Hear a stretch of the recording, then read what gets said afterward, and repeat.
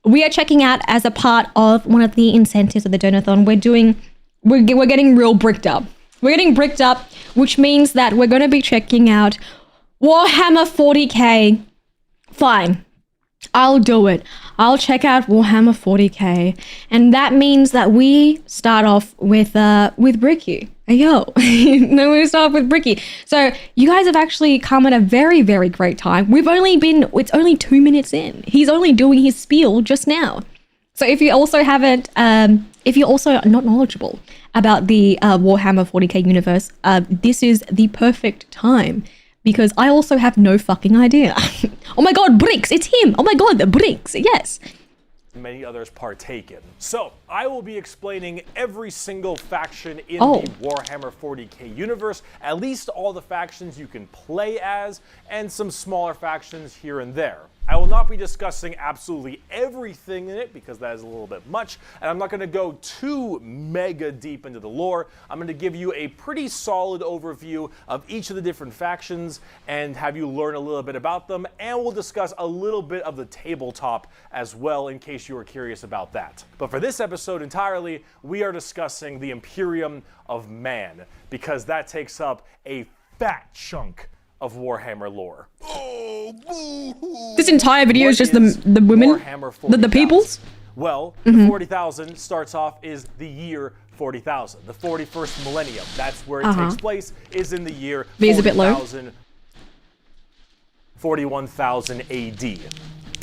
You're already more knowledgeable. Let me read you a quote, first of many quotes in this video. It is the 41st millennium. For more than 100 years, the Emperor has sat immobile on the golden throne of Earth. He is the master of mankind by the will of the gods, and master of 1,000,000 worlds by the might of his inexhaustible armies. He is It is really bad out. writhing invisibly with power from the dark age of technology. He is the carrion lord of the Imperium, for whom 1,000 souls are sacrificed every day. Every so that day? he may never truly die.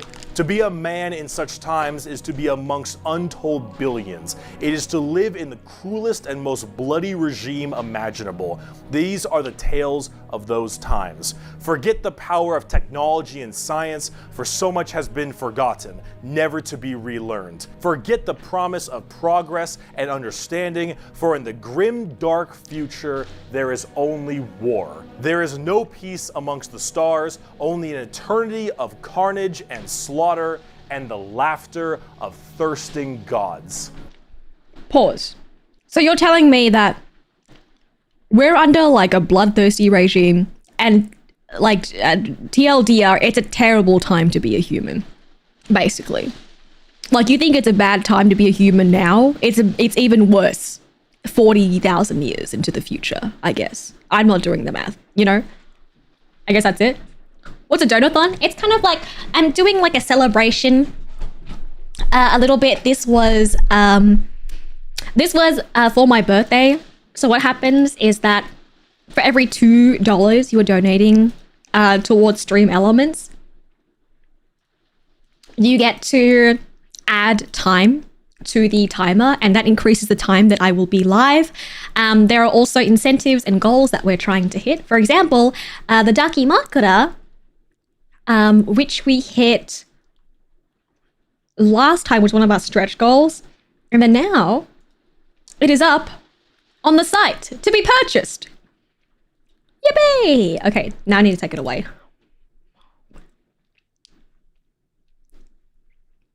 Worse than now is an understatement. Okay, so it's a terrible time to be alive. Yes, so initially, yes, like a subathon, but donations count towards the timer. So right now we're on 43-ish hours, so it means that collectively I will be live for 43 hours. I will still do my normal streams, and then after that we'll like hang out with chat and stuff like that. But yeah, I'll be live for around like 8-ish hours each day, because I tried to go further than that last time, and then I died. I died, and then I had to take a break. So we're gonna pace ourselves a little bit better this time. So hopefully, I cannot die as fast. Okay, so bad time, understatement. Everything blows. Yes. And it blows fucking hard. Warhammer Oh is shit, probably we got a the Donothon and most Brickhammer dark. stream. Hell yeah. Tyranids all day, every day. I want to ask as well, like, what are your favorite factions? But when we go through all of them, you know? Thank you so much, Planoni, for this super. I appreciate it. Thank you, thank you. Dark and depressing universes ever in fiction, or at least like Thank you for dropping by. Everything is so absurdly horrible, destructive, Okay. or overpowered that it all kind of ends up canceling itself out. It's like Dota. War rages. I'm so sorry. I didn't realize, I'm sorry for pausing it, but I didn't realize I would get got by Dota 2 just 3 minutes into the, like 4 minutes into the video. I was, who's watching me? How did you know I used to play Dota 2? I got PTSD. I got war flashbacks. Oh my God. I was like, who saw me? Who? Across the galaxy. Interstellar travel is only possible due to sacrificing 1,000 souls a day Crazy. to a rotting carcass of a man who you believe to be your god. Okay. Demonic gods and just demons tear open the fabric of reality Okay. on a whim. Other Xenos or even other humans end up killing each other in untold billions across the galaxy. Okay, it's a bad time. Time of unending war, slaughter, and a bloodbath amongst everybody. Planets are deemed unrecoverable and are completely destroyed on a whim. Everything sucks. But that's like the charm of it. Huh? See, everything in Warhammer is evil. But being evil is kind of fun. Like, humanity, in its own right, is a xenophobic, prejudice, and religious zealot group that kill each other just as much as they kill all of their enemies. Guys, so what's different But from now, everyone- right? Sorry. Mid to high tier evil on the evil scale. There's of a Warhammer, scale of nobody is evil? good. No matter who you are, everyone is some flavor, some color of evil. Whoever you pick, you are kinda going get it. to be the bad guy. But that's the fun of it. Because being the bad guy is badass. Villains are cool. I kind of get it, They yeah. look cool. They got cool outfits. They got cool weapons. They got Yeah. cool armies. Villains are cool, man. And when It's true. everyone is a villain, everyone is pretty cool. That's Okay. what makes this I fuck so with it. charming, Okay. is that everyone can be the bad guy. Okay. So let's start off talking about the main bad guy, quote unquote, the Imperium of Man. The Imperium of Man. And Horus The Heresy. Imperium of Man is the main empire of Sorry, the human race. I shouldn't All sing of that. I'm so humanity sorry. is I under should- this one flag called the Imperium. Thank you for About the follow. Welcome 2,000 aboard. years It ago, just there was a reminded man. immediately. He was the Emperor of mankind. Oh, he looks sick. A 10-foot tall psychic demigod giving caca. who led humanity across the stars to colonize tons and tons of worlds, create superhuman soldiers, and really bring humanity into a new age. This man, the Emperor of Mankind, Okay. was a psyker. And a psyker is like a magician of sorts. Psyker. In the world of 40K, there is the warp, the immaterial, Hardly even know kind of what- like hell, but sort of like a purgatory dimension of hell. And a psyker hell. is someone who can take that power and manifest it through their mind Okay. to use it to do stuff. That's cool. Like witchcraft stuff, magician stuff, Okay. spells, and lots of other things, but we don't So want it's to get kinda too like into that. The Emperor, big boy psyker, mage. top tier, A+, maybe even S. Oh. Now, the Emperor created Psycho. a bunch of sons. Yes, created a bunch of sons known as the Primarchs. He created 18 Primarchs to have 18 them lead Primarchs. all of the different legions of humanity to the there any different daughters? stars and planets. shouldn't to have help asked. There's no colonize and daughters. bring it out. These Primarchs are basically like little versions of the Emperor. Not all of them are psychers, but a lot of them are very, very powerful, and Okay. they lead his special Space Marine legions. Then Oh, I know this the Space big Marines, yes. clusterfuck happened called the Horus Heresy, where the Emperor's favorite son, Love the a little Primarch, alliteration. Horus, ended up joining Chaos and leading 9 other, well, I guess 8, 9 of the 18, half of his Primarchs directly to Earth to fight down the Emperor himself. Now, if you Oh, want his to know what dad. Chaos is, remember what I mentioned earlier, the warp, that immaterium, the hellish place? In there relies the 4 chaos gods. Imagine like Satan and 3 other Satans. Okay. The warp being kind Like of evil, Beelzebub those and chaos stuff. gods, that's the reason. And so those chaos gods manipulated Horus, and then Horus helped manipulate all 8 other Primarchs to lead this giant coup directly on the Emperor on Earth. And they fucked up shit. After this huge civil war, Horus died, but not before brutally wounding the emperor, and right at the end of his life, they put the emperor on this large golden throne on Earth, in which he is now alive, just barely, but slowly rotting away, powering something called the Astronomicon, so long as he stays alive, and is fed 1,000 people a day. The Astronomicon That's a lot is like of people. the North Star. If you want to do interstellar travel in 40K, you need to pass through that demonic warp I mentioned earlier. But how do you know where you're going? Well, the Emperor is there putting a nice little navigator right there. He helps navigate you to know where you're going. So the Emperor is if you doing want to go that, from specifically. Earth to some crazy solar system I also across love that the he way, always you need to go through edits that little warp, legs on himself. and then you need to know where you're going. Go through there and pop your way out. It's like doing nether travel in Minecraft. Thank so you you can for shorten the distance between going to areas. you know what, I long as the appreciate Emperor that is comparison. alive and being fed 1,000 people a day to stay alive, you can do that.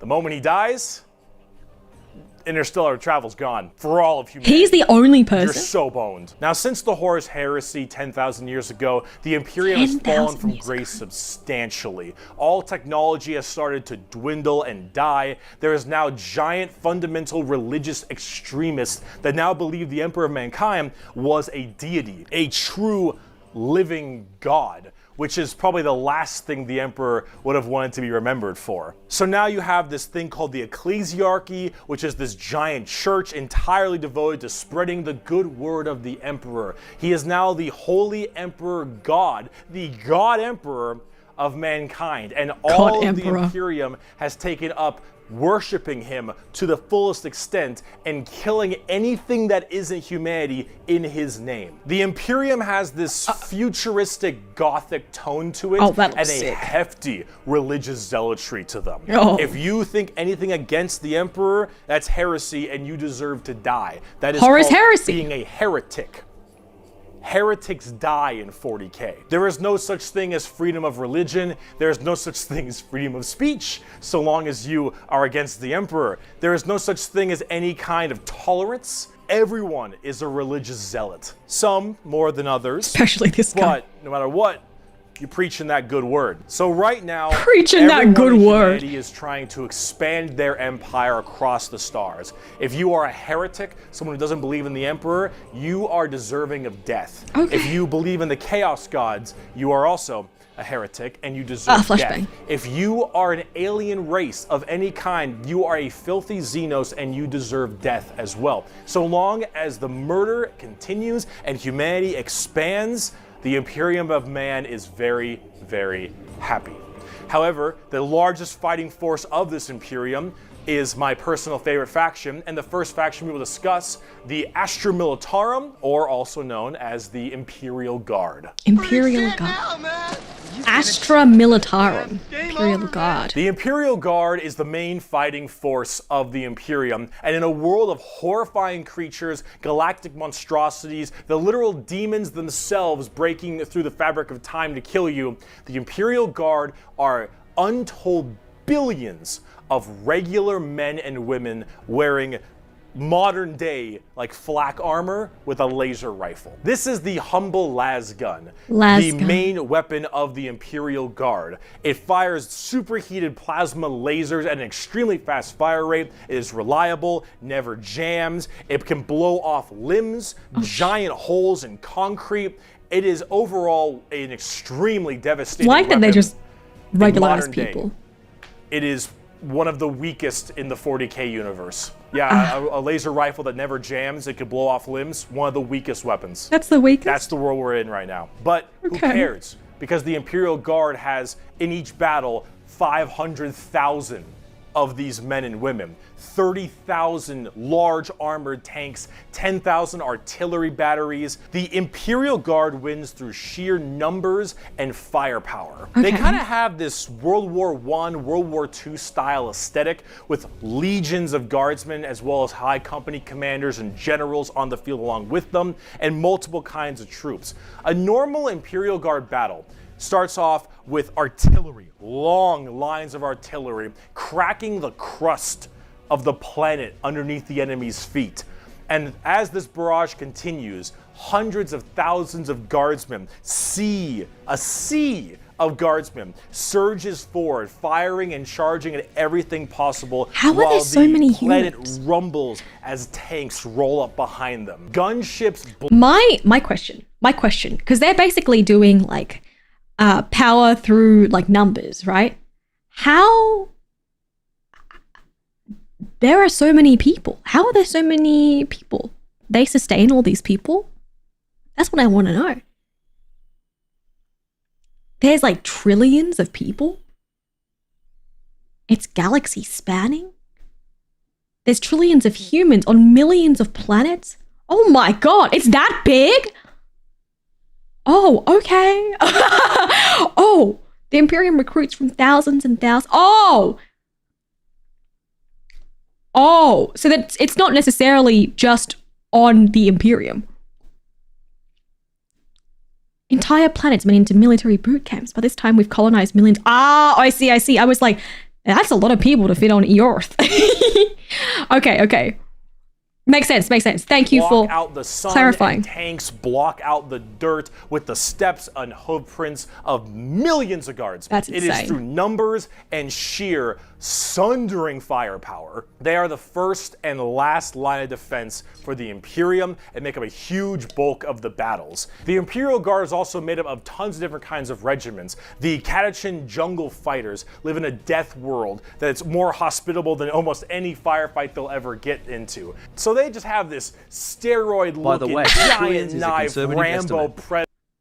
Trillions is a conservative estimate? That's insane. I can't even picture that amount of people. Like, I can't even. So they just have this steroid-looking giant knife Rambo predator. That's really. I was gonna say this reminds me so much of Rambo.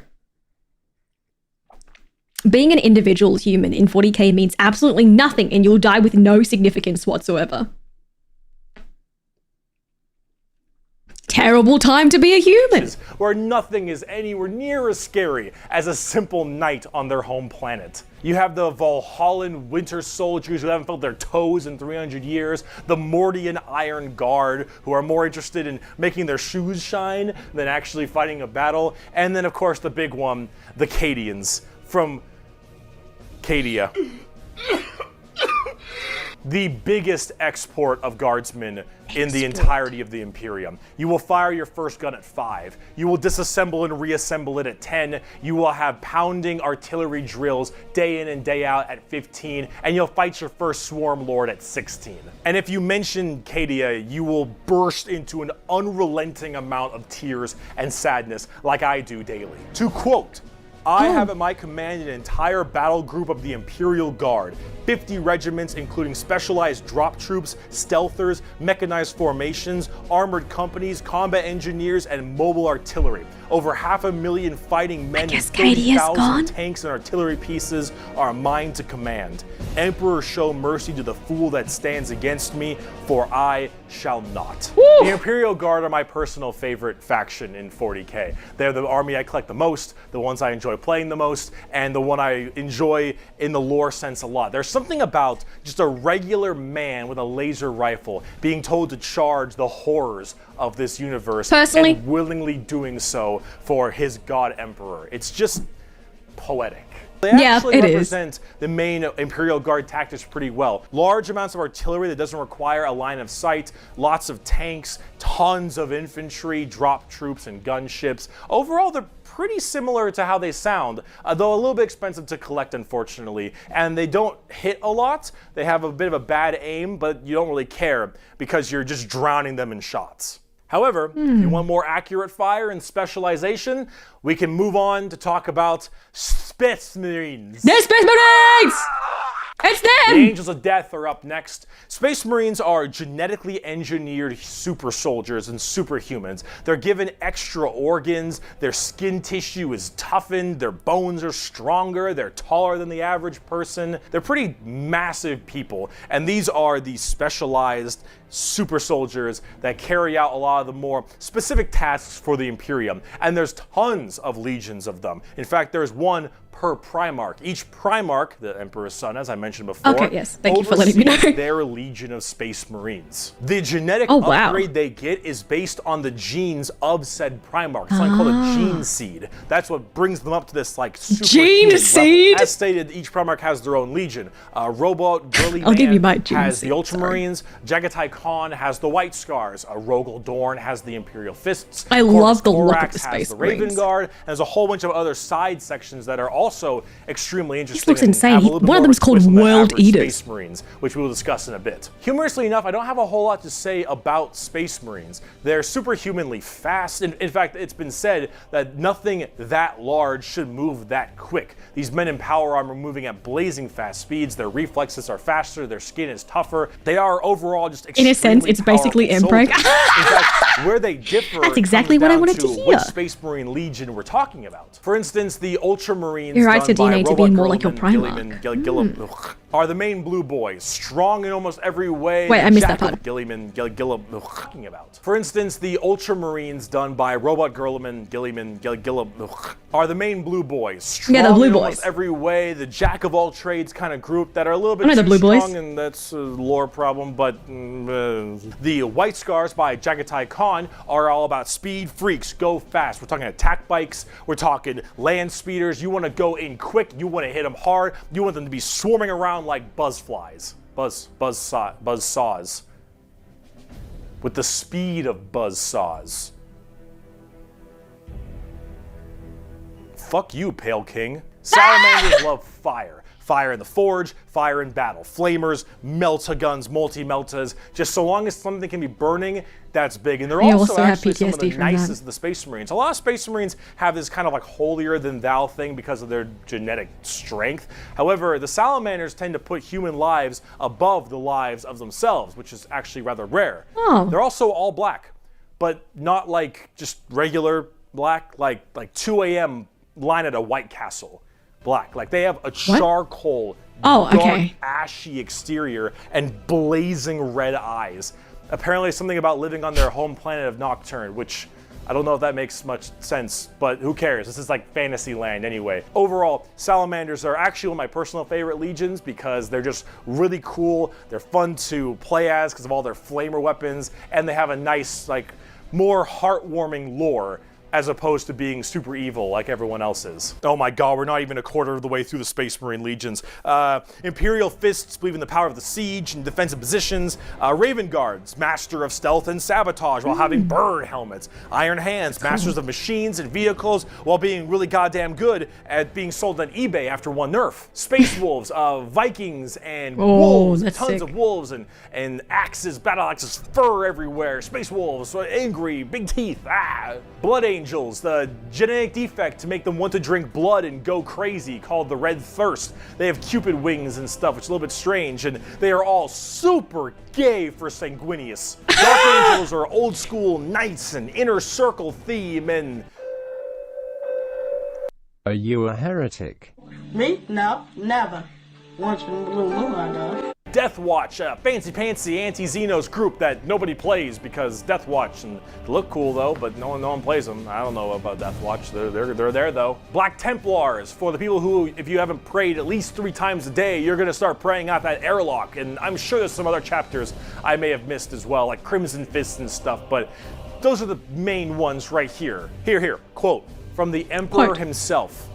They shall be my finest warriors, these men who give of themselves to me. Like clay I shall mold them, and in the furnace of war I shall forge them. They shall be of iron will and steely sinew. In great armor I shall clad them, and with the mightiest weapons shall they be armed. They will be untouched by plague or disease, no sickness shall blight them. They shall have such That sounds nice. strategies and machines that no foe will best them in battle. They are my bulwark against the terror. They are my defenders of humanity. They are my space marines, and they shall know no fear. And on the tabletop, they fuck. Oh, they fuck hard. They As fuck? of making this video, Space Marines are laughably strong. That might change at some point, but overall, Space Marines just have it's like a Swiss Army knife, a tool for anything you need, except it's like a gold-plated Swiss Army knife. It is extremely strong. If you are actually getting into the tabletop of Warhammer, Space Marines are a great start. Also, whatever gameplay style you have, whether you want to be sit back with long range and heavy weaponry, go fast and run in, or even just full melee, all of these options are totally there for you. Space Marines are super badass, but unfortunately, it's time we start praying to our new god, the 2011 Honda Civic. So is it any wonder people are afraid? Not the 2011 specifically Honda Civic. Shout out. Shout out to my Honda Civic users out there. That's insane. Adeptus Mechanicus. Aid of technology. Technology! Technology. The Adeptus Mechanicus. The Adeptus Mechanicus are a technophile cult on Mars. Now, these people are a little bit weird because they don't actually really believe in the Emperor of Mankind. And you might think, oh, whoa, Berkey, that sounds like some heresy. That sounds like heresy. A little bit. They believe in the Emperor, they believe in his power, but they don't pray to him. They pray to something called the Omnissiah. And the Omnissiah is this kind of machine god that they believe permeates in all machines. And if you think, well, wait a minute, they believe in a different god as well? That sounds like super heresy. Well, yes-ish, but... Wait, that reminds me of the guy. Do you guys remember in My Strange Addiction, there was that guy that was in love with his car? Do you guys remember? Have you seen that episode of that guy that's in love with his car? And he's like making out. It's so crazy. It's probably the most insane thing I've seen. They also make all your guns. Oh. And they make all your tanks. Oh. And they make everything that you have. I guess they can do whatever they want. So you can't really tell them to fuck off. Okay. Because you're not gonna win nothing if you don't got stuff to shoot people with. See, their Omnissiah at least makes sense from their standpoint. They believe it to be a deity that permeates through all machines. Your Honda Civic, your standard bolt gun, your Dune Strider Walker, your giant mechs, your huge ships. The Omnissiah is present through all. And the only reason your stuff works is because the machine's spirit in it says it works. If you want your gun to work, your tank to run, you must pray to it. And I mean full stop. You need to start chanting in high Gothic. You need to burn incense. You need to sit on your knees and pray to that car. You need to rub oil on your robes, and you need to go ahomina. Full stop. If you want your damn thing to work. Me every time my OBS acts up, please. They are very bizarre, and they actually have a bit of a point because it's obviously working. And if you look at them, I don't know how that works, so they obviously know something about what they're doing. The most notable member of the Adeptus Mechanicus is Magos, whatever, Belisarius Call. Look at this dude. Look at this dude. Yeah, this is the group we're talking about. These are these weirdos. That guy looks insane. The Omnissiah Creed. That looks insane. Fun fact, Space Marines are indoctrinated teens who are hyper-aged during the process. Essentially, they're roided up teens in mind, but in a demigod body. Oh, so they're kind of almost a little bit like mentally stunted? A little bit? Like, because they've been, you know, hyper-aged. Kind of have a point because I do that whenever my computer breaks down. I do that too. Sometimes it's like, please. I'm not rubbing up and lubing the computer. You know, I'm not doing hymns, but maybe if it helps them, it could help us. The credo, OBS Messiah. Omnissiah. There is no teens are the edgiest kind of humans after all. Betrayal. There is no strength in flesh, only weakness. There is no constancy in flesh, only decay. I mean, they're kind of right. There is no certainty in flesh, but death. Abandon your flesh form. Become Skellywag. The Omnissiah is the god of the machines, and if you wish to be whole, if you wish to be holy, if you wish to give unto him, you must saw down your limbs and remove your organs and replace them with mechanical parts, because that is what he wants, and that is how you will become enlightened. Never mind, I don't want to do it anymore. Technophiles mixed with religious extremism.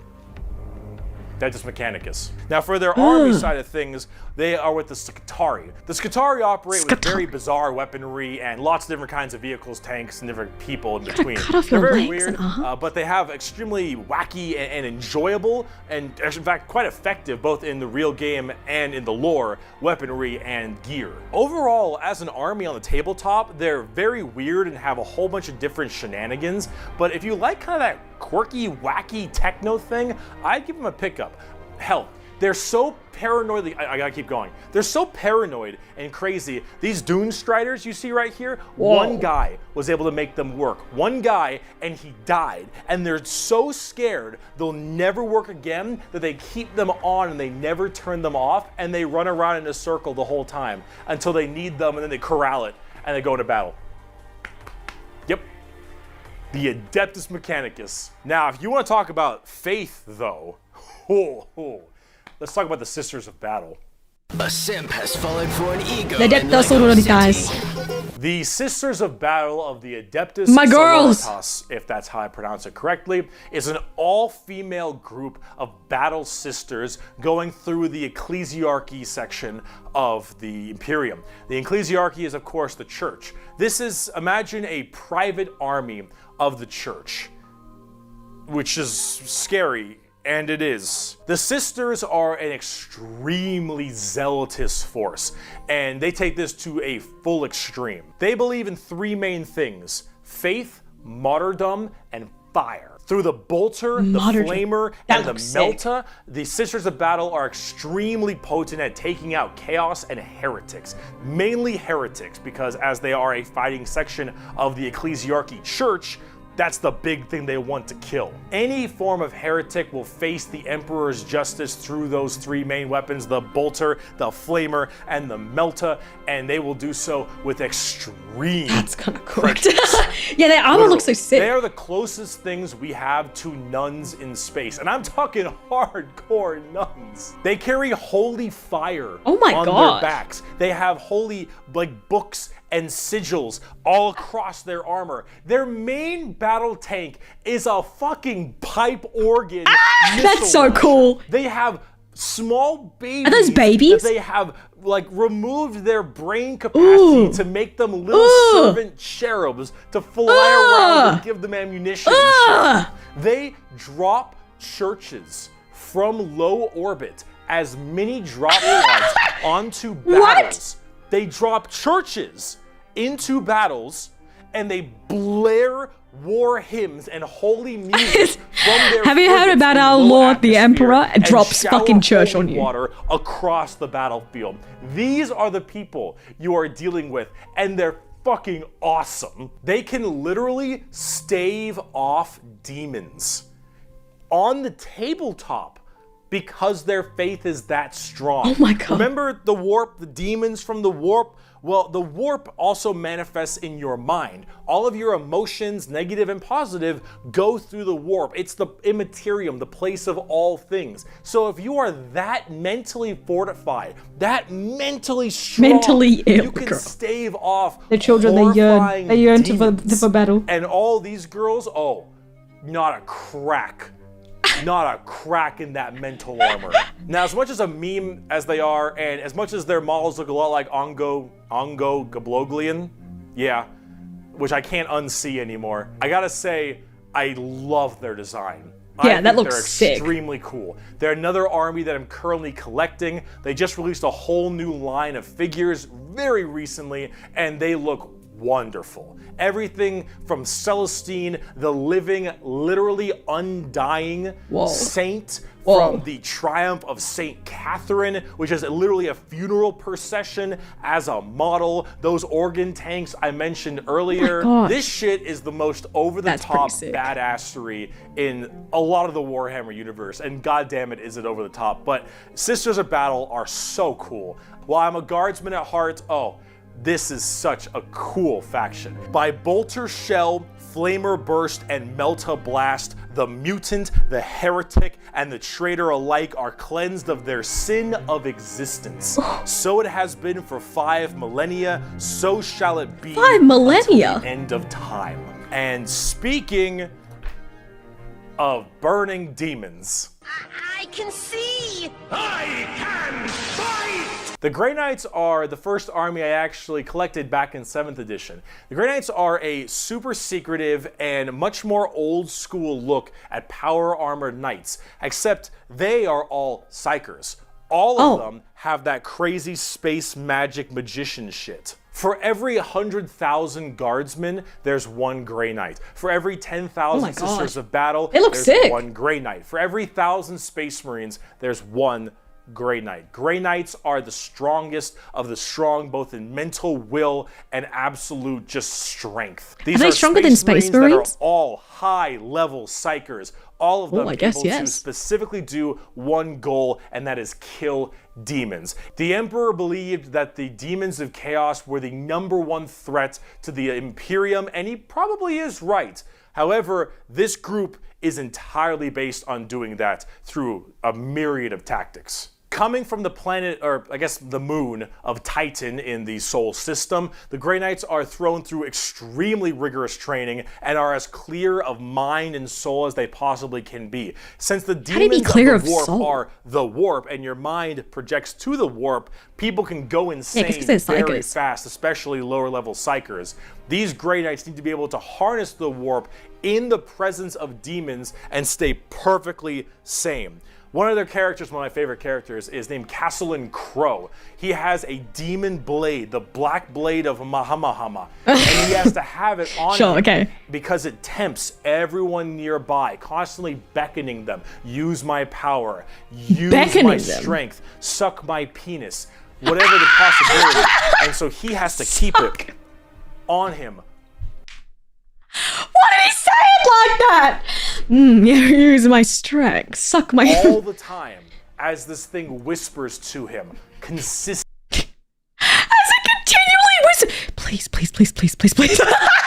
Please, please, please, please, please, suck me, please, please, please, please, please, please, please, please. Instantly, and he has to stave it off forever, being alone in his chambers or on the battlefield, because anyone who gets too close to it might be tempted a little too hard. He is that pure of heart and mind, and all the characters in the Grey Knights are basically like that. The only issue...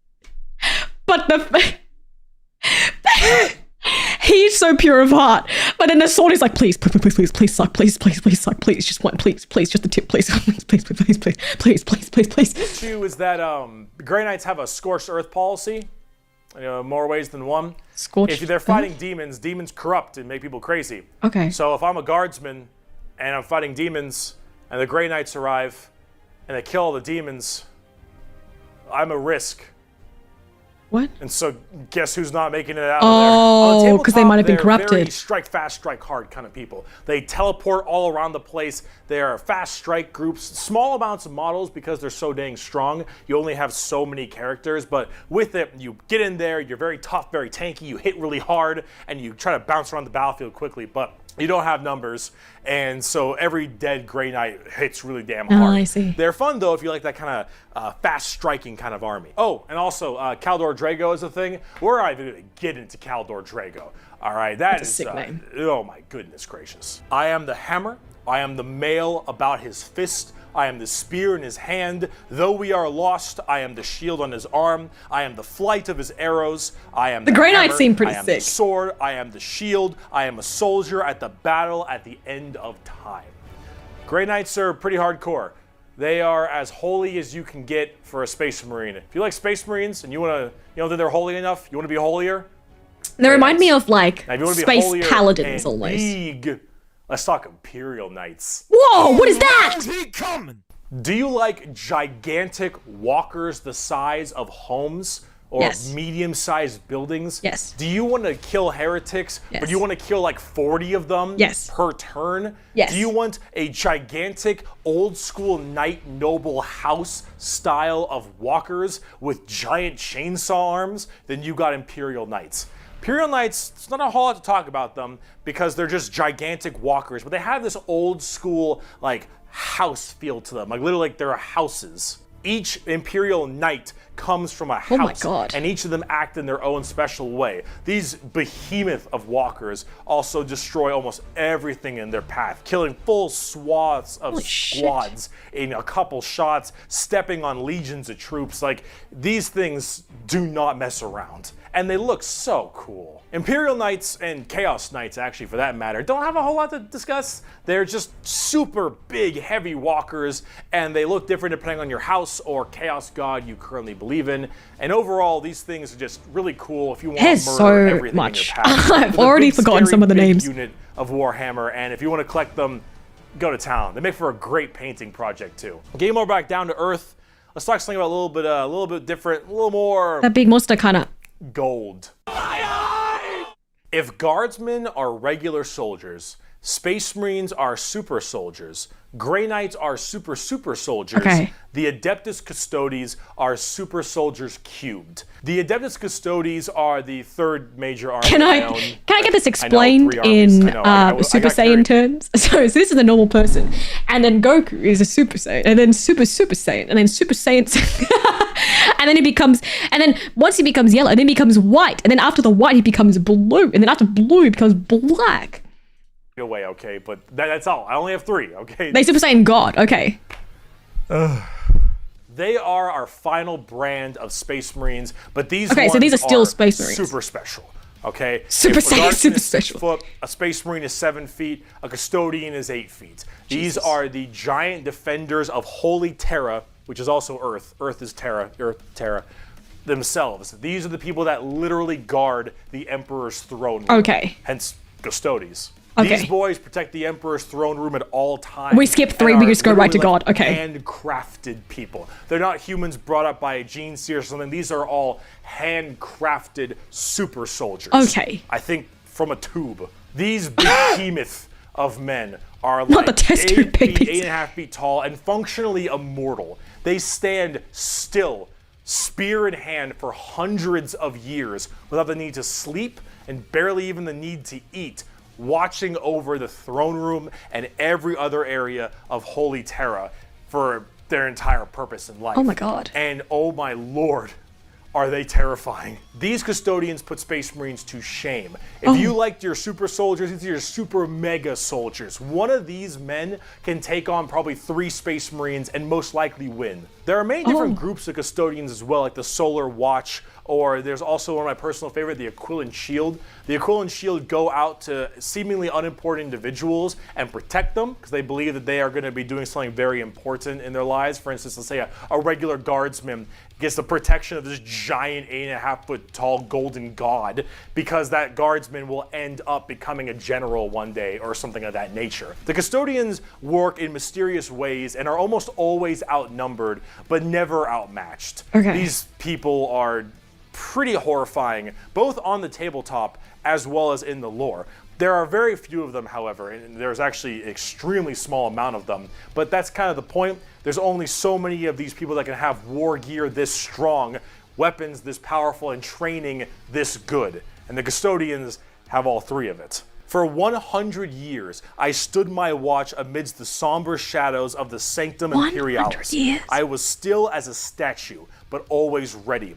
Always Imagine how attuned boring to it would be. dangers unseen. Days, months, years passed by in a frenzied blur beyond those walls, yet within little moved and nothing changed. For 100 years I did not but wait, yet had any threat appeared I would have struck it down in a heartbeat. For 100 years I stood my watch, and as it ends I can tell you this: patience is a weapon. The Custodians are the top dogs of the Imperium, and they hurt just that same way. Though I do want to discuss a little bit about the Sisters of Silence before we get out of here, because the Sisters of Silence I also have a few of, and they're really fun, but they don't get enough attention. These kind of bald plume ladies are a whole group of pariahs, are also known as blanks. We'll be referring to them as blanks from now on. So as every mind is somewhat connected to the warp, these blanks are a genetic mutation that has it suppressed heavily. Because of that mind suppression,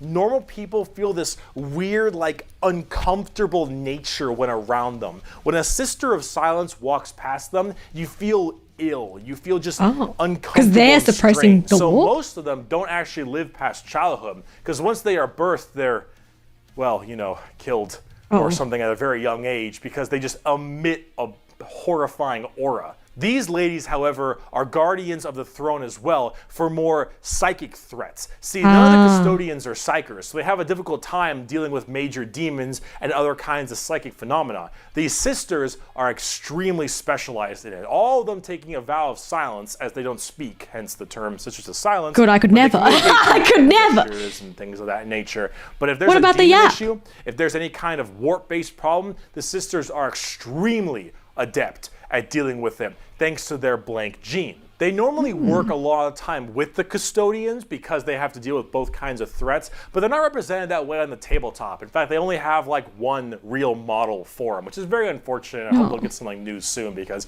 I think they should really be working together as it is that way in the lore, but hopefully we'll get there soon. But if we're talking about blanks, let's talk assassins. Assassinorum.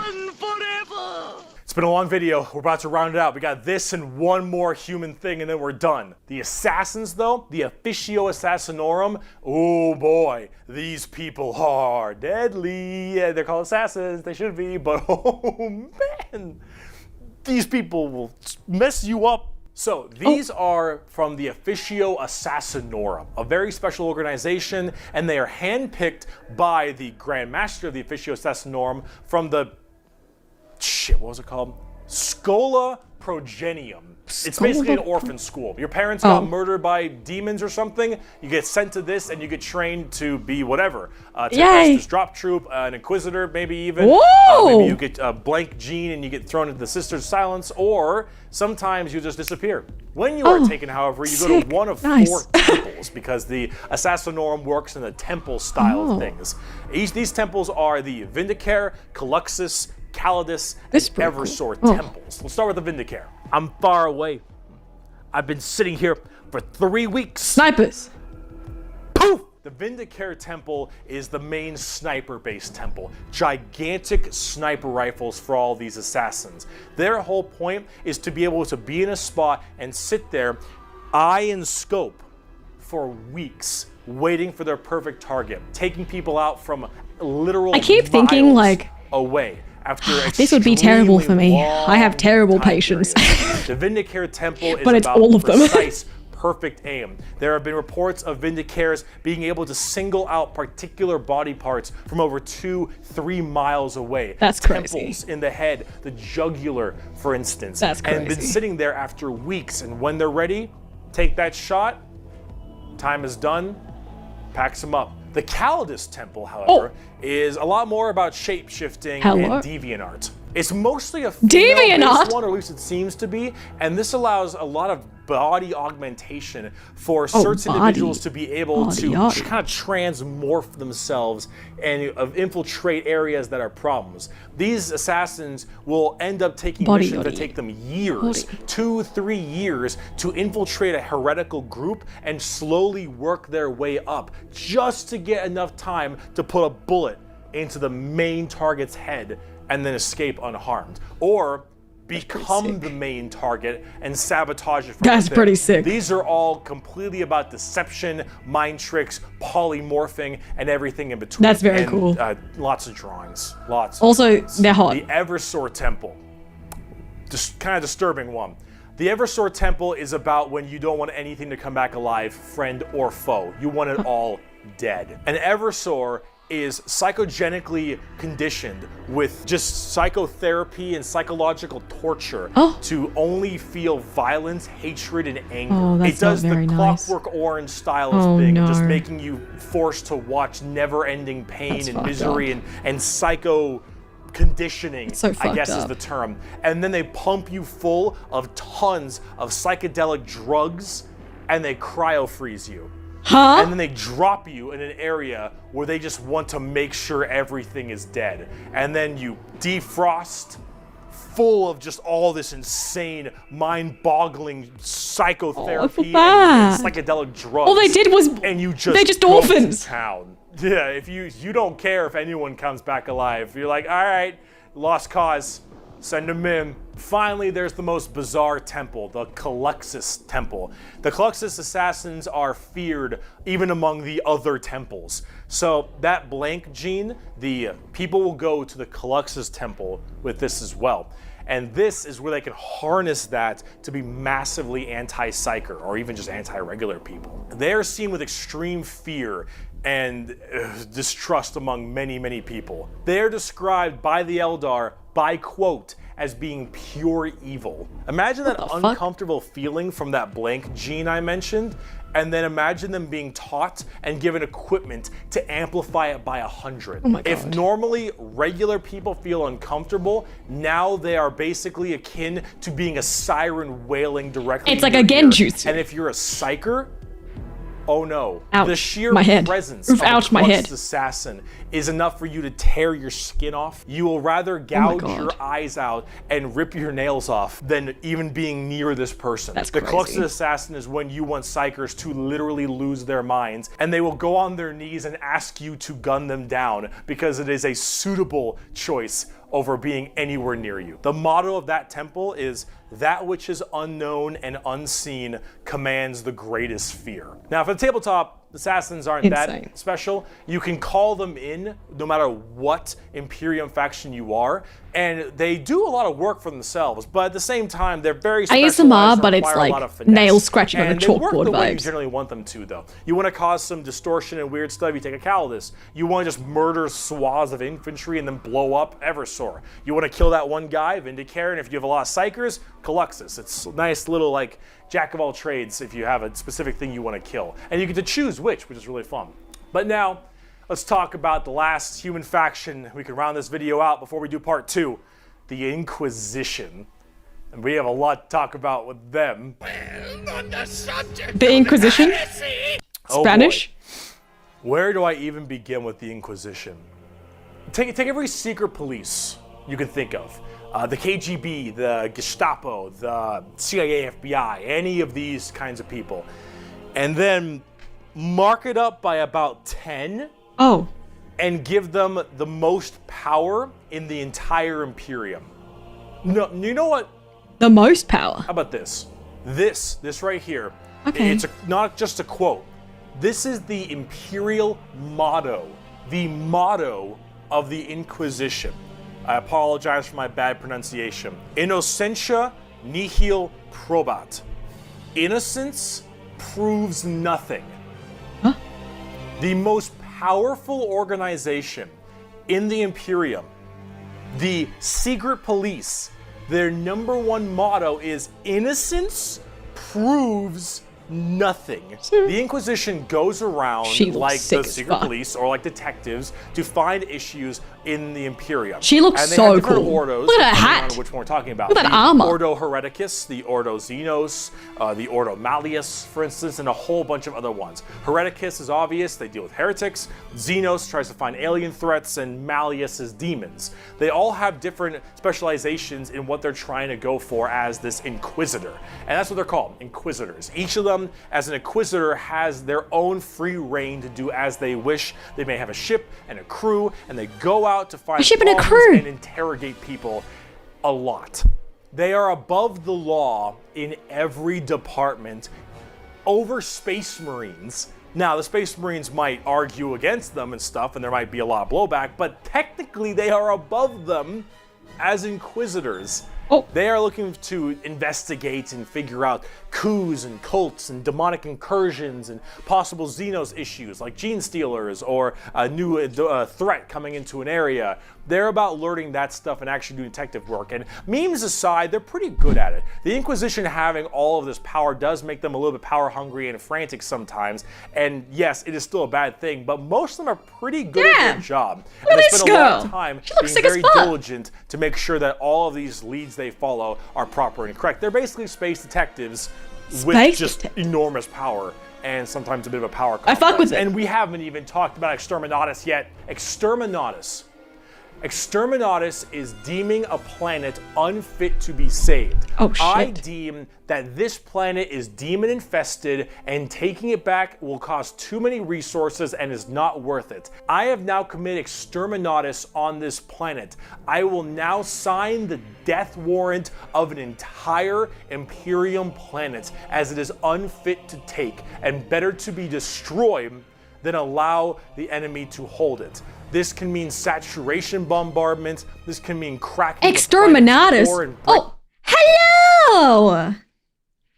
Ahoy! Ahoy, ahoy! Welcome, Raiders! Exterminatus! Welcome, Raiders! The ferry has arrived. Thank you so much for the raid. Welcome, Raiders. My name is Captain Cersea Soulstorm. Ahoy! I'm a ghost pirate from Chroma Shift. It's lovely to meet you all. Thank you so much for the raid, Miss Tori. If you haven't yet, please check out Miss Tori. She is so incredibly sweet and lovely and amazing, and I love her design so much. I hope that you guys had an amazing stream. Thank you so much for sharing your amazing community with us. Welcome aboard.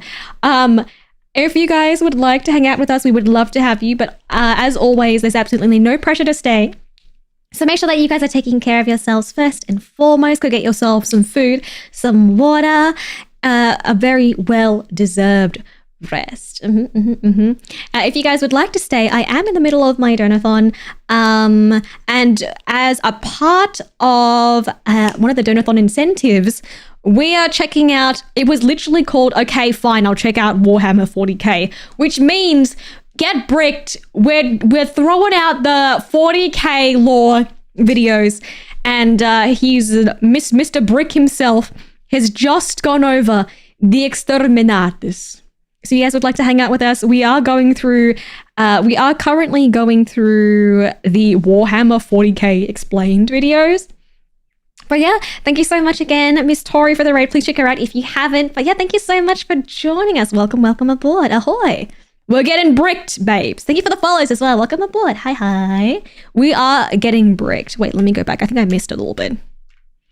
Exterminatus. These are the old ones. I feel like lots of the skellies recommended I go through this one first, because I think the new ones, the re-explained ones, kind of have the insinuation that you've watched the older ones, or they said that these ones are a little easy to digest. So I'm but a student. I am but a student in the Warhammer 40k universe. Whatever you guys say is the best, I will follow along in suit. The old ones are also funnier. He has said some real unhinged shit, and I heavily fucked with Mr. Brick. I heavily fucked with Mr. Brick. I think after we go through, if I want to get into some details, I think the newer ones will be great to supplement, but overall, these have been great so far. It's obviously a lot. Like, it's obviously Speaking a of lot. getting bricked, make sure to check out Captain's new merch drop. Oh, yes. Speaking of getting bricked is crazy. Hi, did you know that I have merch? I have new merch. Hey, I have new merch. Look. It's a Dakimakura. Look at the Dakimakura. Isn't that insane? Isn't that crazy? That's some good. That's some good stuff. Yeah. That's some good. Wow, is the back you with tent? Yes. Yes, it is. Yes, it is, baby. Yes, it is. Thank you. Thank you. Available for a month, starting from now. And that was one of the Donathon rewards as well. So thank you so much, guys, for helping us reach that one. I was very excited. You guys have wanted a Dakimakura for ages, and I'm so happy with how it turned out. Go check it out if you are interested. It's very, very lovely. So this, I believe this first video only has the, we're only talking about the humans, question mark? The humans. And then I think the non-human races he talks about in the second part. Okay, so going back. And taking it back will cost too many resources and is not worth it. I have now committed exterminatus on this planet. Okay, so it's infested by demons. There's no hope in getting this planet back. We're gonna boom. The death warrant of an entire Imperium planet, as it is unfit to take and better to be destroyed than allow the enemy to hold it. This can mean saturation bombardment, this can mean cracking the planet's core and breaking it apart. Doesn't matter. Render this planet inhospitable to all life. Yes, the innocence proves nothing people are the only people who can choose this planet must die in its entirety. Yeah, you're playing the villain. Now, it is memed a lot, but most Inquisitors are very rare to do exterminati. Is this what happened to the other planet? Cadus? Is that what it's called? Is that what happened to the other planets? They were just like, yep. I guess you don't need it anymore. I guess so it's only up to these people to decide. That's kind of insane. Cadia. Who is Cadus? Nadia? Cadia. But no. Okay. Exterminatus is a very crazy thing. There's only so many worlds that you don't want to destroy. That got fucked up by something else. Oh, evidently. It has to be something else. And naturally, with the memes aside, there are some people who are a little bit rough on this one. But most Inquisitors generally don't like to do Exterminatus a ton, but it is an option they have. And it's a crazy option when you think about it. Secret Police Inquisition are unfortunately not represented on the tabletop very much. You generally kind of put one in your army if you feel like it. You have a couple special options there and some side content, but they're not really fleshed out very well, and personally they need a lot more stuff put in there, and they really need a lot more effort put into them, and they're not quite where I want them to be. Overall, the Inquisition makes for a lot of the best storytelling as well, because it's a little bit hard to talk about a big story of a whole bunch of Space Marines killing something, right? It's just a big battle story. It's not as interesting. Having that intrigue and that moral dilemma that an Inquisitor has makes for a lot better media. The Inquisitors seem honestly, pretty the sick. more people do it, I think it's better, because then it adds a little more humanity to the Warhammer. And you for the follows as well. Welcome aboard. Grim Darkness. And wow, we just finished the humans, all right? Come back for part 2 when we talk about Chaos and Xenos, because we got to talk about the 4 Chaos Gods and all the Chaos Marine Legions and the Tau and the Necrons and the Orcs, and oh boy, we got a lot. I'll see you in part. Okay, so that was part 1. That was part 1. Next up, we have part 2. In a 2-part series on the Bump it up. Warhammer races. If you haven't seen part 1 yet, we do the Imperium of Man. You can check that out in the description, and I would highly recommend you watch that to get context for this episode. Wait, before we continue, I think out of all of these factions, I think my favorite has to be... I'm going to forget their names, so you guys will have to help me supplement. The super religious nuns are super cool. The nuns are really cool. Obviously, the Space Marine. I like the Grey Knights as well. The Battle Nuns are sick. I like the Grey Knights. Sisters of Battle. I am a big, I think the hyper religious imagery to like an almost campy degree is really fun to me. It's really, really fun. Adeptus sororitas sounds so sick. They are very, very sick. You seem to like those shapeshifters too. That was for a different reason. Like, I like the shapeshifters for a different reason. Okay, they've been looking kind of nice. The Inquisitors seemed cool. I'm just being honest, guys. I'm just being honest. I was the shapeshifters. They were, you know, the deviant art. I was like, oh, that's some deviant art. There's some deviance in this art. That's kind of crazy. I think those are the ones that maybe stood out the most to me, but very, very sick. Very, very sick. Okay, so now we're up to part 2, and these are the non-human factions. If you already have, go ahead and keep on watching. So Keep after on an entire watching. episode of Nothing But Humans, we can now talk about Chaos, Whoa! which involves humans again, but a little bit less. We also got demons and shit. Okay, I'm excited for the demons. My ass. What? Excuse me? Did he just say grab my... You know what? Let's continue. Nick. So, as I've mentioned many times before, I think it's so funny how he superimposes these legs onto him. And like, look at how fucking thick these legs are.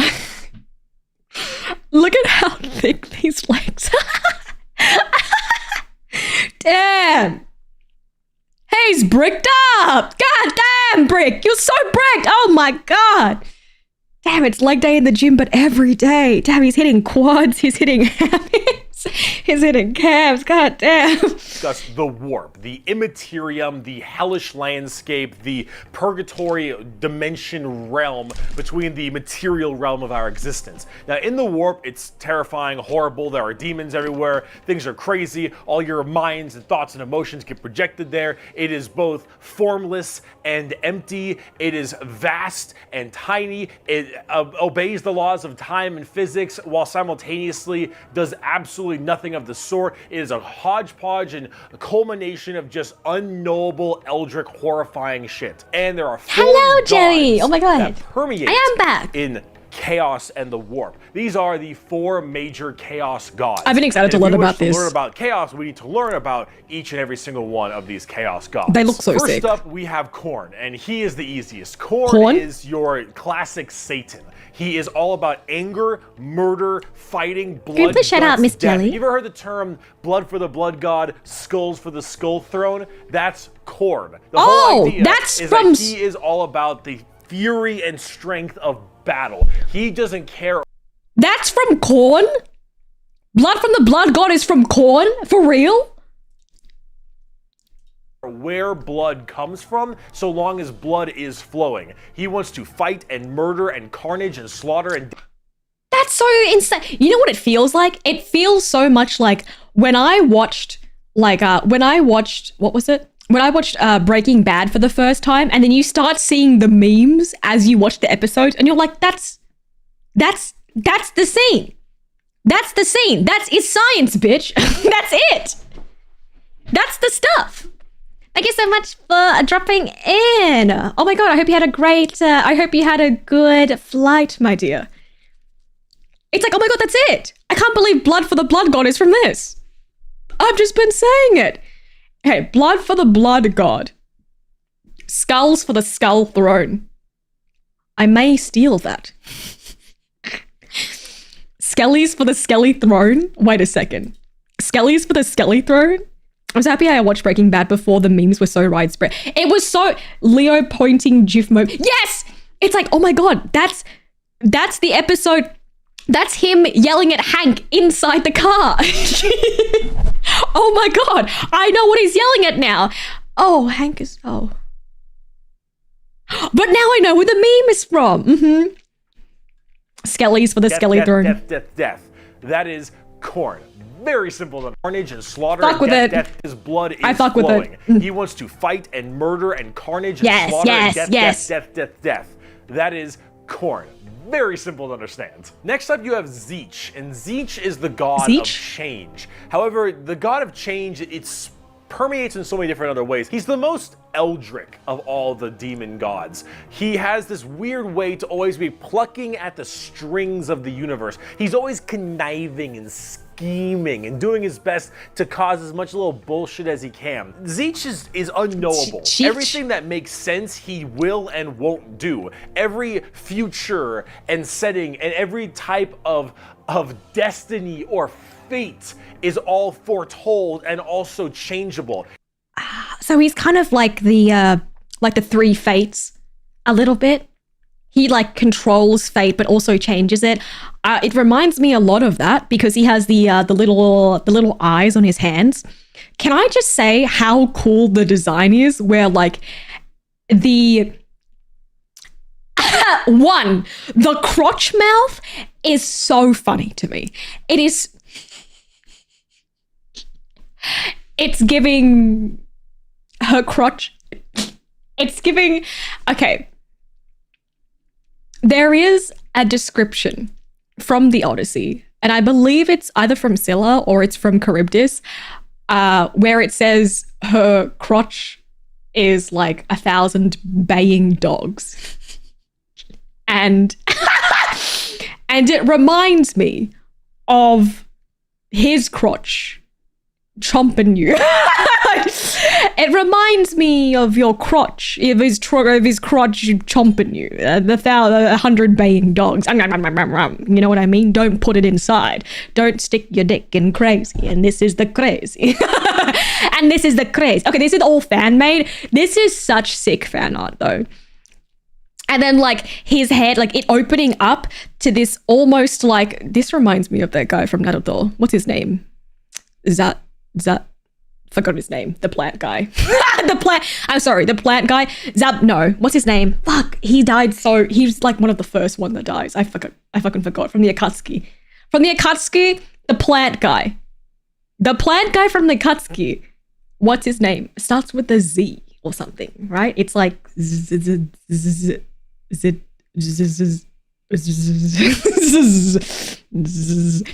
we'll figure it out. And then the rest of it, and it opens up into his head. That's so sick. But like the Zetsu. Thank you. Thank you, it's Zetsu.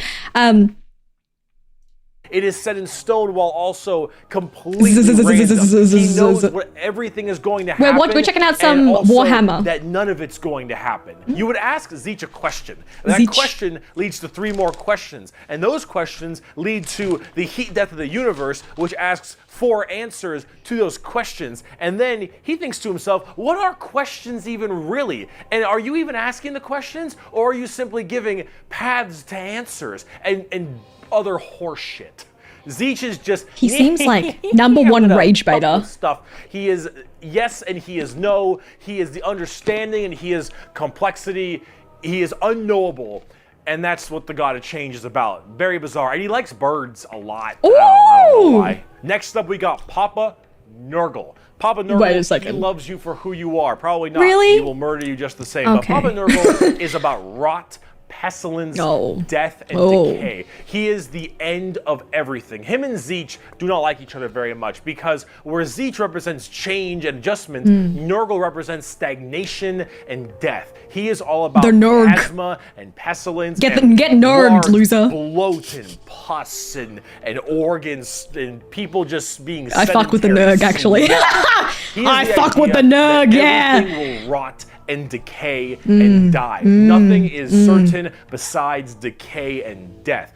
All of us will end up the same way and broken down through just sheer never-ending decomposition. So the joke he brought back the bricked up legs, but now they're green.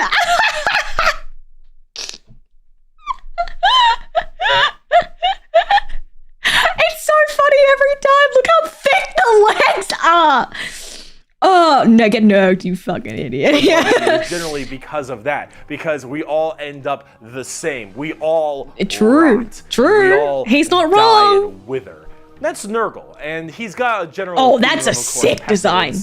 And different kinds of diseases and sickness and things like that. That's pretty cool. That's generally Nurgle. He's pretty easy to understand as Very well. like 4 men of the... 4 men? Finally, we have... It's giving like 4 horsemen of the apocalypse vibes. Why did you blur her out, you coward? You know what? You know what was funny? Recently, I did a Nikkei stream, and the Nikkei stream got... Nikkei stream got demonetized. And... and do you know why? It was because... It was because of Rosanna's. It was because of Rosanna's summer skin. Son of a bitch. Son of a bitch. Son of have the youngest of the Chaos Gods, and that is Slaanesh, also known as the Prince of Pleasure. Prince? It's a little twink? Or the god of unspeakable excess. Slaanesh is generally referred to with sex. She's hot? But it's not only He's sex, hot? it's just that's a good avenue if you want to make stuff. Slaanesh is just the idea of the senses of the body being... It's back again, but it's pink! Thank you for the follows, by the way. Welcome aboard. I cannot with his little thick demon legs. It's so funny. He's like, here are my thick demon legs, but pink. Okay, so there are any and also all genders, but no genders. Cranked to not just 11, Oh, but more baby. like 17. See, we'll discuss Slaanesh. Wait, sorry, I lost it. I was talking too much shit. Slaanesh is just the idea, it's excess. Slaanesh is generally referred to with sex. Okay. But it's not only sex, it's just that's a good avenue if you want to make stuff. Slaanesh is just the idea of the senses of the Agruner of the body people. being cranked to not just 11, but more like 17. See, we'll discuss Slaanesh a little bit more when we talk about the Eldar, because they done fucked up. But it whatever, is mainly about just the excess of emotions. And therefore, fear. sex is generally a large part of it. However, it's mostly pain. Look at this guy. Look at it. He's going crazy.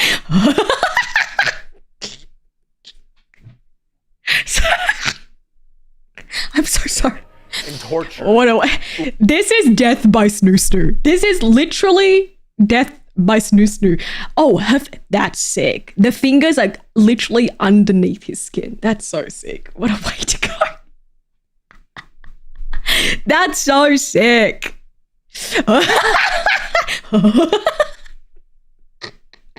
Lots of pain, torture, but sometimes sexually related or drug related. Lots of drugs. Lots of drugs. Slaanesh gets off on everything. Extremes in happiness, extremes in sadness, extremes in pain and sadism and masochism. And of course that goes along with the sex part of it as well. It's generally That's referred really to cool. with sex because of the color scheme, very purple, lots of exposed genitalia. A lot of their models have like exposed nipples and stuff.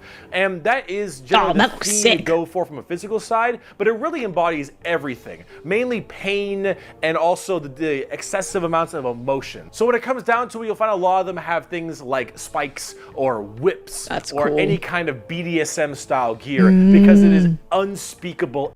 This looks like the chick from Diablo, no? Does this not look like Diablo? Obviously this is fan art, but like, this looks like Diablo. This is so sick, by the way. I love when they represent like sexual things, not in a way of like sex itself, but in a feeling of like excess. It reminds me a lot of like what was I gonna say? Of if you've ever read the Dresden Files, if you've read the Dresden Files, I believe the first book, they talk about a wizard who uses the power of human emotions and their excess to funnel his like his wizardry and buffoonery. The gem alarm guy. I don't know if I can confirm nor deny that. I've only read 3 so far. Yes, it does look like Lilith, right? It kind of looks a little bit like her. You did not just bring up Dresden. Why? Is Dresden bad? Excess, the Prince of Pleasure, everything Prince in of excess Pleasure. to the point where it is just sheer frightening. That is Slaanesh in a nutshell. A little bit bizarre and a little hard to describe sometimes. It was But in the as we book club. talk more about the Dark Eldar later in this Oh video, my god, look at this place! Man, there's a clip of someone banging on someone's door saying he's Harry Dresden. Anyone in a trench coat. Is that Harry? Yeah, I haven't read the new book yet. I'm only like 3 books in. I'm on the 4th book right now. This looks insane. Look at these people on fire. That looks so sick. We'll understand it far, far better. It does and far look more like than hell. you want to. They might be thinking, why would anyone ever want to join Chaos? They Wait, I all wanna see look the crazy horrifying, Dresden dude. screwed up and just frightening things, right? Well, the thing is that of course, one, your mind is put into the warp and the immaterium, so you can be easily swayed by chaos demons when they get into your head, especially if so you're they're psychic. demons, okay. Sometimes regiments of the less mentally strong people, whether they be civilians or say low-level guardsmen or conscripts, can be easily swayed by this and become chaos cultists and stuff, Okay. and they serve their dark gods and whatever god they personally refer. However, and this might seem strange, chaos in their own right isn't necessarily evil. See, the warp is every manifestation of emotion and being, every soul, everything of existence. This includes all the good things. All the different chaos gods have another side to their coin. Korn might be death, murder, slaughter, slaughter, but he's also got this weird sense of survival of the fittest, trial by combat, and honor. Korn will never lie to you. Korn will never stab you in the back. Korn isn't about conniving and scheming. Korn is about straight up mano, you versus me, get in the ring, we're gonna murder each other. You know what, I can right respect now. that. It may not be a good thing at the end of the day, but it is that other side of the coin. Him and Zeech generally don't get along because Zeech is that conniving schemer, but he's also about the idea of hope. Where there is change for your predicament. I love this actually. He stabs me in the front, in the eyeball. The ability to bend the world to your will. The idea that your fate is not set in stone, but in reality that you control your own destiny and can control it whenever you want. I love this actually. Changer of ways. That is Zeech. Fuck the, and of course, fuck the Emperor. I fuck with the Chaos Gods. Because while Nurgle does represent stagnation, death, and decay, he also represents finality and ending. The fact that you can be mentally at peace, knowing that you will end and how you will end. Fear of the unknown, fear of change is not present with Nurgle. With Nurgle, everything will rot and die. It's a very nihilist way. Finality, that ability that this is over. We are all the same. I like this a lot, actually. I fuck with this so much heavier than the Imperium. Wait, because the Imperium's all like, yeah, we like worship this one guy, all right? And then when you hear about the Chaos Gods, it's like, wait a goddamn second. They've got a point here. Like blood for the blood god, skull for the skull. That sounds so sick. And then he's all about like, he'll never like backstab you. He's super like upfront with the stuff that he finds honor in and virtue in. I heavily fuck with that. And then like, I fuck with his name already. It's like spelt like a T, C, scene. Him and Zeech generally Zeech! Oh my God. It's hard because it's spelled with like a TZ. It's like, it reminds me so much of, I used to be very into like tarot reading and stuff like that. And obviously I didn't like, it's not something that I fully like am spiritual about or believe in, but I think it's like fun, especially if you need a little bit of a different perspective, if you're, you know, kind of lost and you need I don't know, you need a different kind of viewpoint to look at things from. The cool thing about tarot cards is, especially the major arcana, they almost have like a double meaning. So for example, for example, if you draw something like the death card, you know, it's scary because it obviously means like the end of something, right? Something is ending, it means like the death of something, but it also signifies the beginning of something new, you know? Or if you get something like, yeah, it's the upward or downward position, it's the duality. Or if you get something like the tower, you know, and the tower is represented by someone literally falling out of a tower. It represents chaos, it represents change, it represents like a tumultuous time. But with that comes like the hope of something new. And it reminds me a lot of this.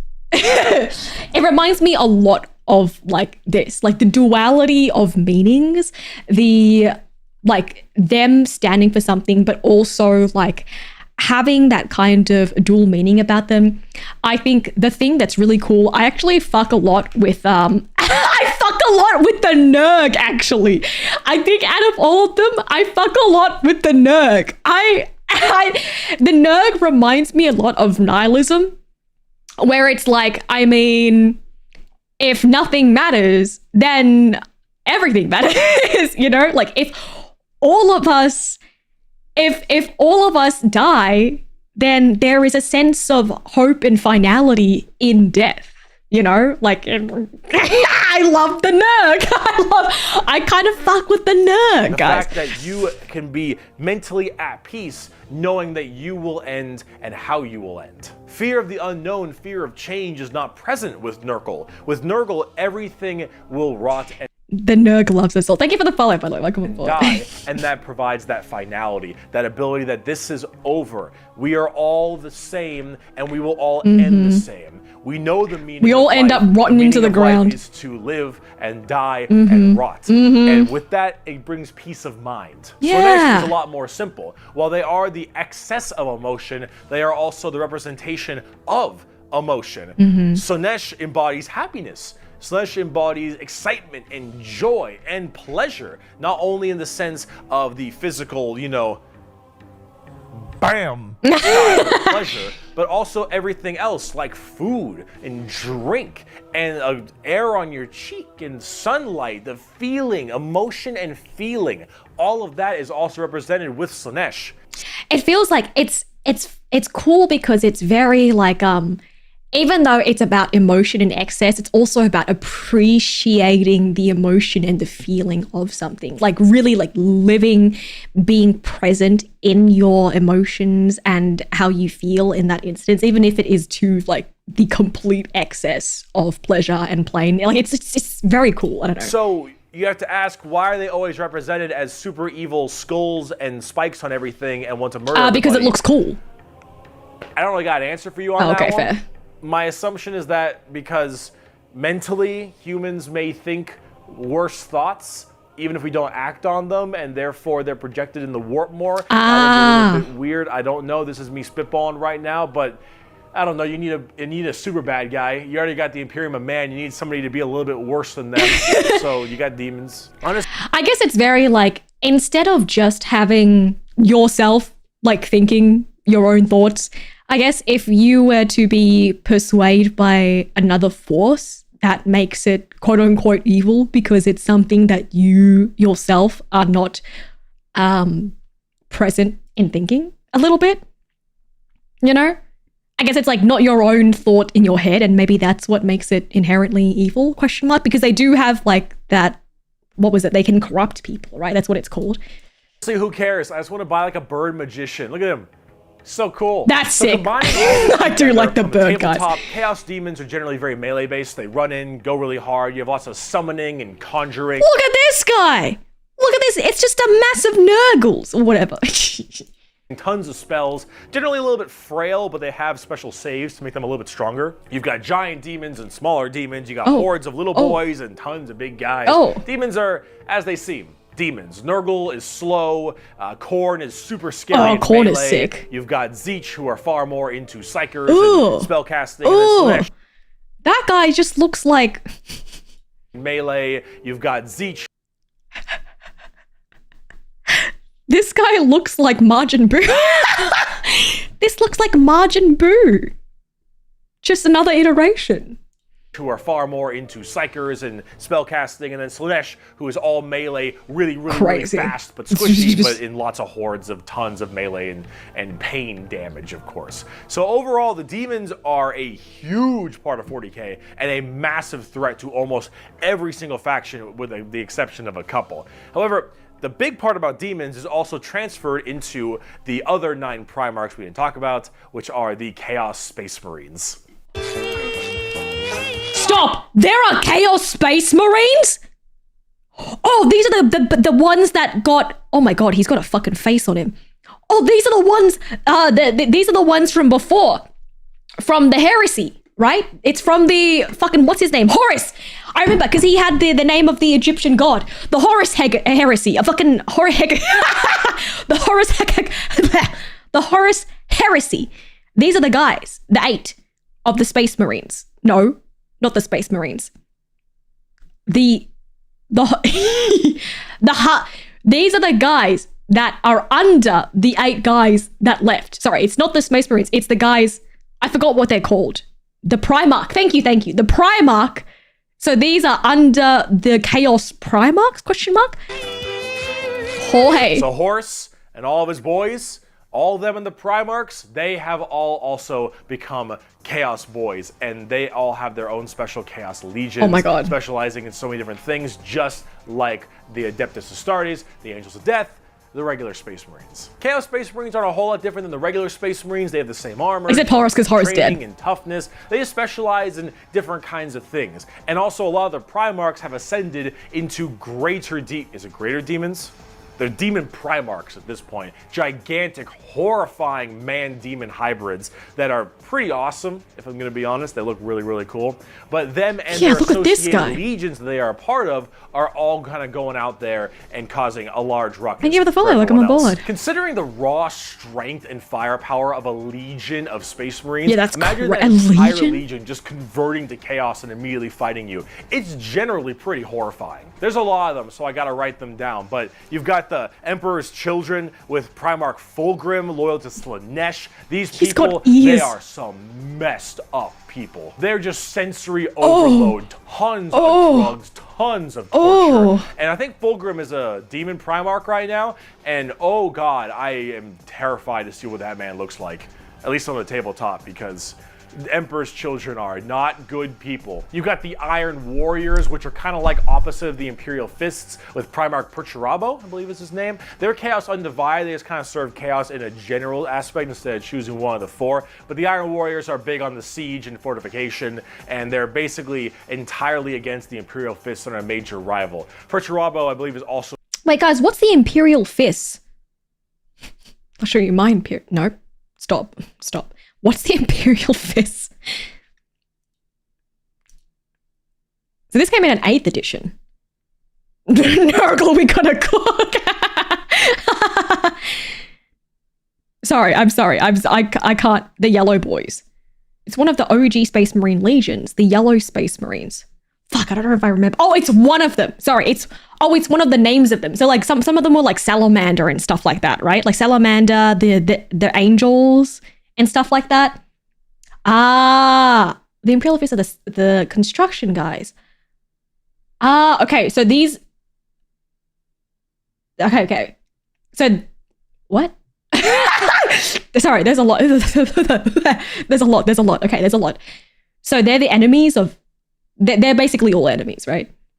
Still alive, and I'm also very interested to see what he looks like because Demon Primarchs are badass. You've got the Night Lords with Primarch Conrad Kurz. Conrad Kurz is dead, which is good because he's a sick fuck. But the Night Lords are generally about terrorizing people and terrorism. They're generally about fear, and rightly so. You've got the World Eaters with Primarch Angron still alive, also excited to see. Oh my god! Oh my god! That's so sick! Sick fuck positive, and then sick fuck derogatory. Look how many sets of teeth this guy has. That's insane. Kurz allowed himself to be killed even though he saw it coming in visions of the future. Just to spite the Emperor and prove himself correct, he allowed the assassin to kill him. I love doing things out of spite and spite alone. Angron. If you think you've known an angry person, Angron is the angriest son of a bitch you will ever know. Angron removed parts of his brain that didn't make him angry, so he could be angrier. Angron. Angron. You've got the Death Guard with Primarch Mortarion. They actually have their own special codex and their own major army on the tabletop. That's sick. Mortarion himself is actually one of the models, and look at him. Whoa! Look at him. Wait, let me look at that. Whoa! Can you, wait. Can we just, that looks insane. Look at the wings of flesh with the eyeball in it. Are you joking? And his whole thing almost looks like the carapace of like an insect or something. Crazy. I love designs that are like fucked up. Like you look at it and you're like, that's cooked. Like that looks fucked up, but in like a brackets cool way. You know, like that is fucked. Like I would love to paint this man. Look how sick it looks. Look at him.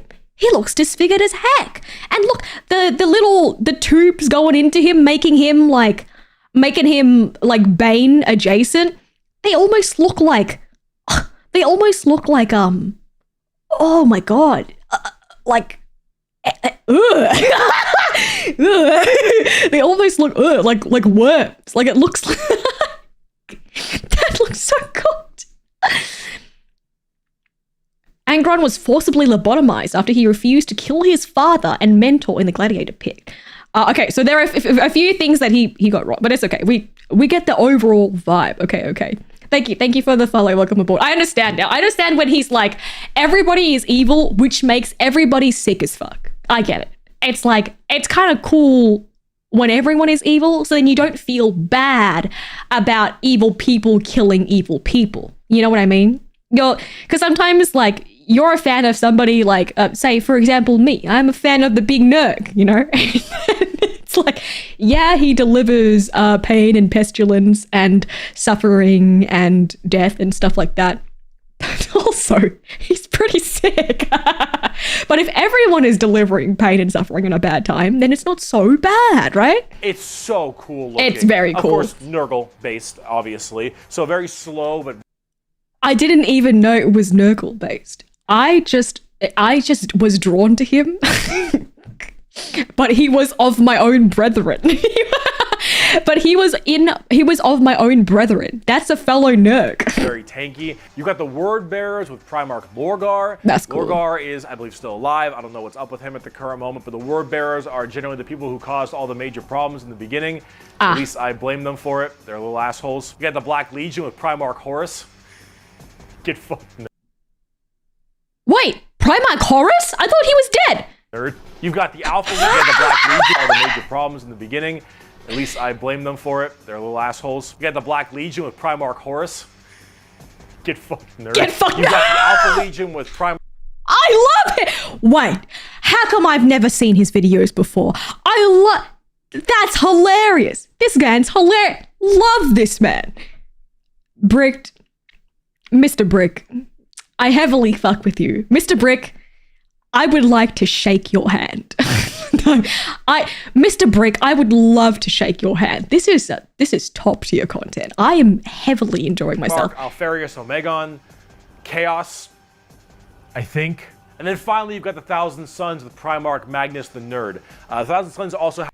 Did you just say Primarch something the Nerd? I think. And then finally, you've got the Thousand Sons with Primarch Magnus the Nerd. Thousand He Sons did also say have the their nerd. own book, just with the Death Guard. Magnus is also a tabletop model. Whoa! It looks super cool, as you can tell. Whoa! And they're all super heavily psyker and kind of Egyptian themed. Oh, So that's pretty sick. neat. But overall, with all of these Chaos Space Marine factions, you can play as a lot of different ones, but the main ones that you can really work at are standard Space Marines, Chaos Space Marines, as well as the Death Guard and Thousand Sons, as That's they are really the cool. most fleshed out, especially on the tabletop at least. See this right here.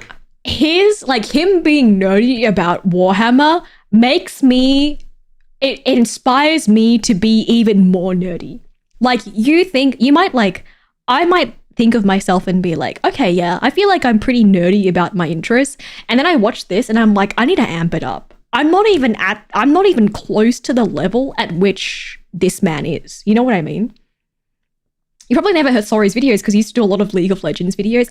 You see, I try my best in my lifetime, just as a general rule, to stay away from anything that involves League of Legends as a personal as a personal rule, you know, to reserve my sanity. But you know what though?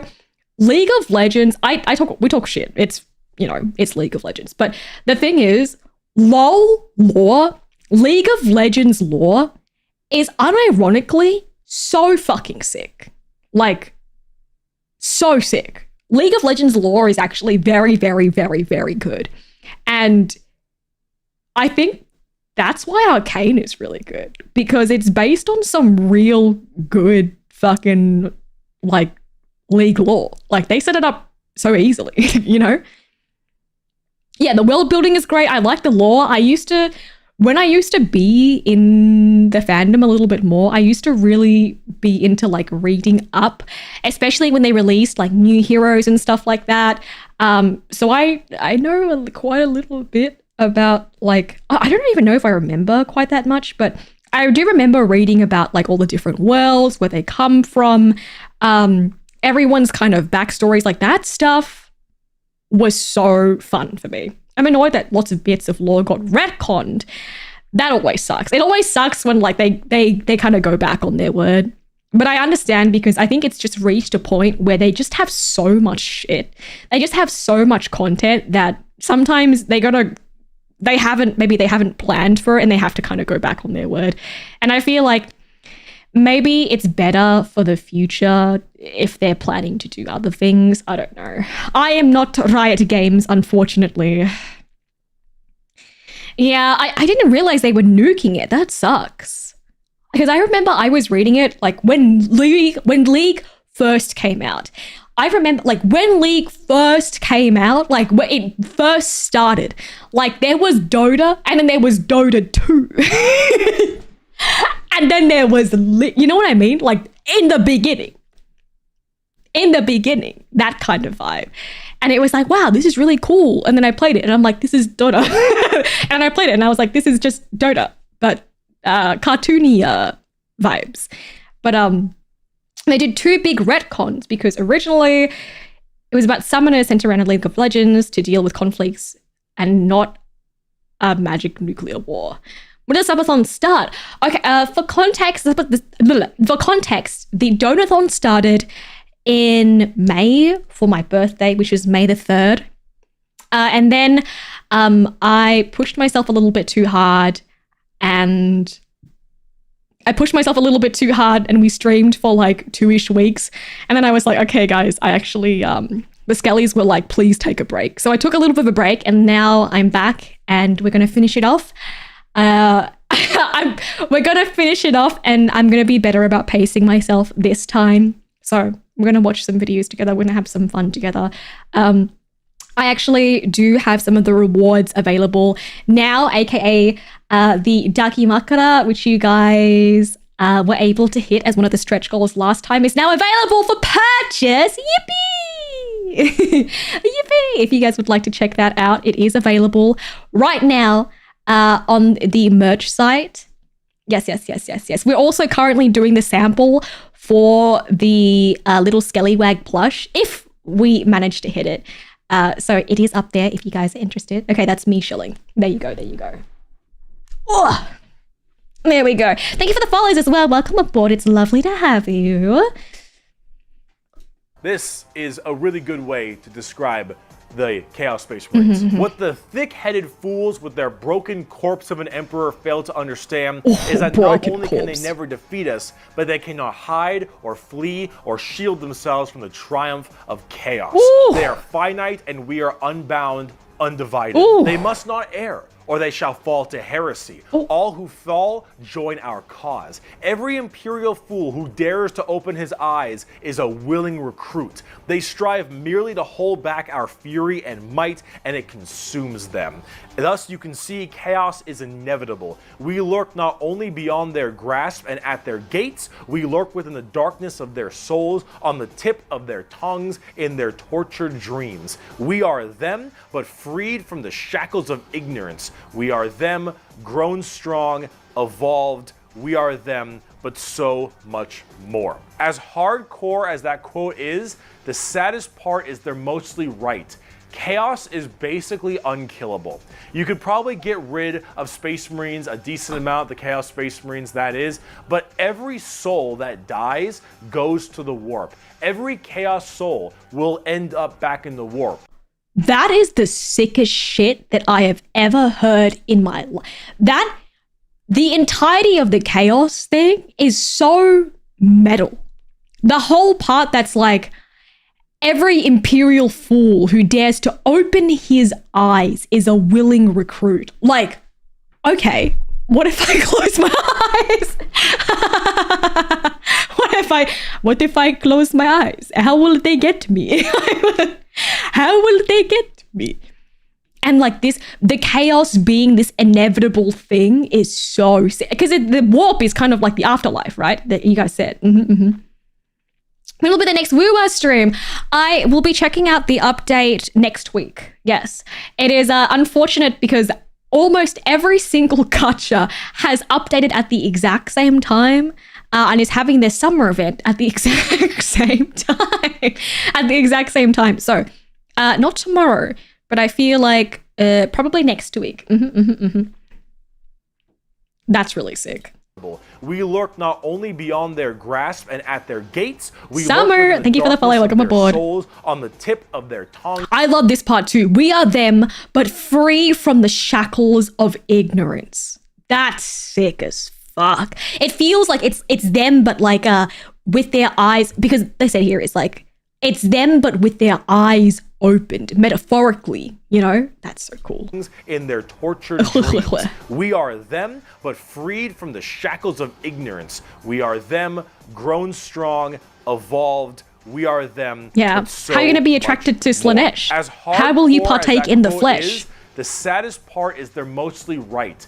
Chaos is basically unkillable. You could probably get rid of Space Marines, a decent amount, the Chaos Space Marines that is, but every soul that dies goes to the warp. Every Chaos soul will end up back in the warp. And depending on how hard That's you so kill sick, them, man. they will come back at some point. Every demon you banish will return at some point. Chaos is unstoppable. The warp is unending.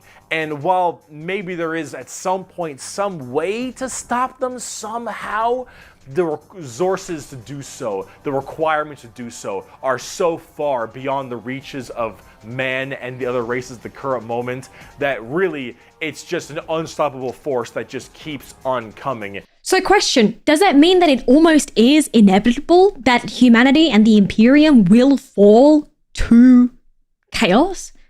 Because it's if they're undying, if they are completely like, if they just end up coming back and they're corrupting humanity and they're, you know, fighting against them, and some of our strongest soldiers and warriors, the Emperor's sons themselves are on the side of chaos, does that mean that it is kind of like an inevitable end? No, because chaos keeps fighting themselves.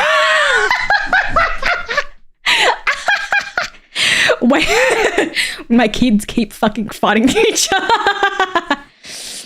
Captain, that's dangerously close to heretical thinking. Me, a heretic? Never. I've never thought of the Nurg ever. I've never thought of the Nurg. I don't know what you're talking about. I don't even know who the Nurg is. I don't. And it's just barely being slowed. Chaos is by far the biggest threat. They Hello, how are you doing, love? Welcome, welcome. Their legions are everywhere, and yeah, they're pretty scary. So, I promise, we're done with humans now. Let's talk about some Xenos. Xenos, the Eldar. So let's talk about the Eldar, or also known as the Eldari, which are a super hyper-specialized and very technologically advanced race of, well, elf people. They were, as well, there's responsible for the creation of Slaanesh, the newest demon god. They How'd made do that? Slaanesh? Debauchery on a world-ending scale.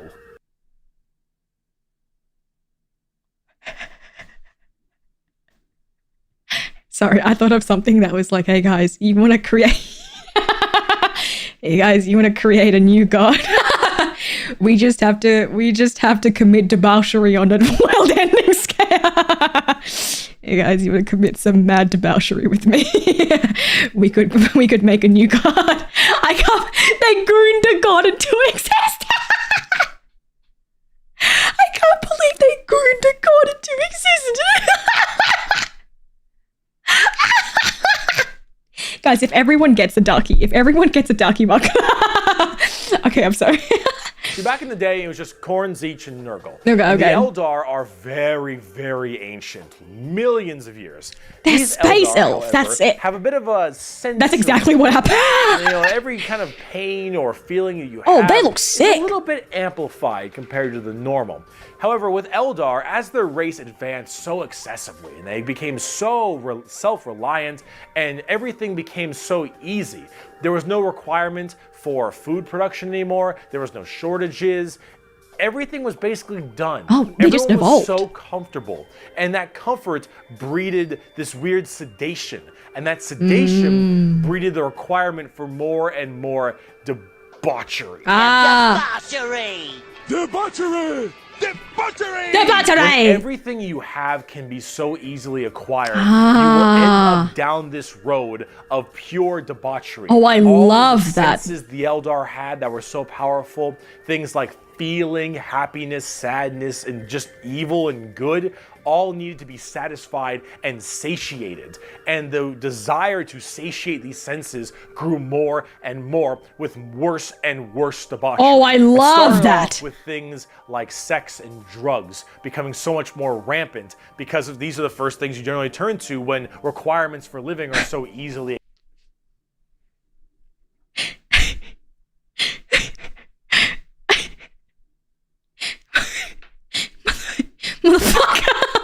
Motherfucker has hell flags. Motherfucker has hell flags.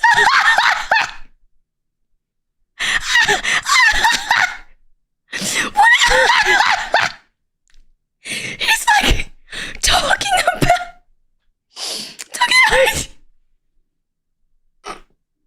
He's talking about like.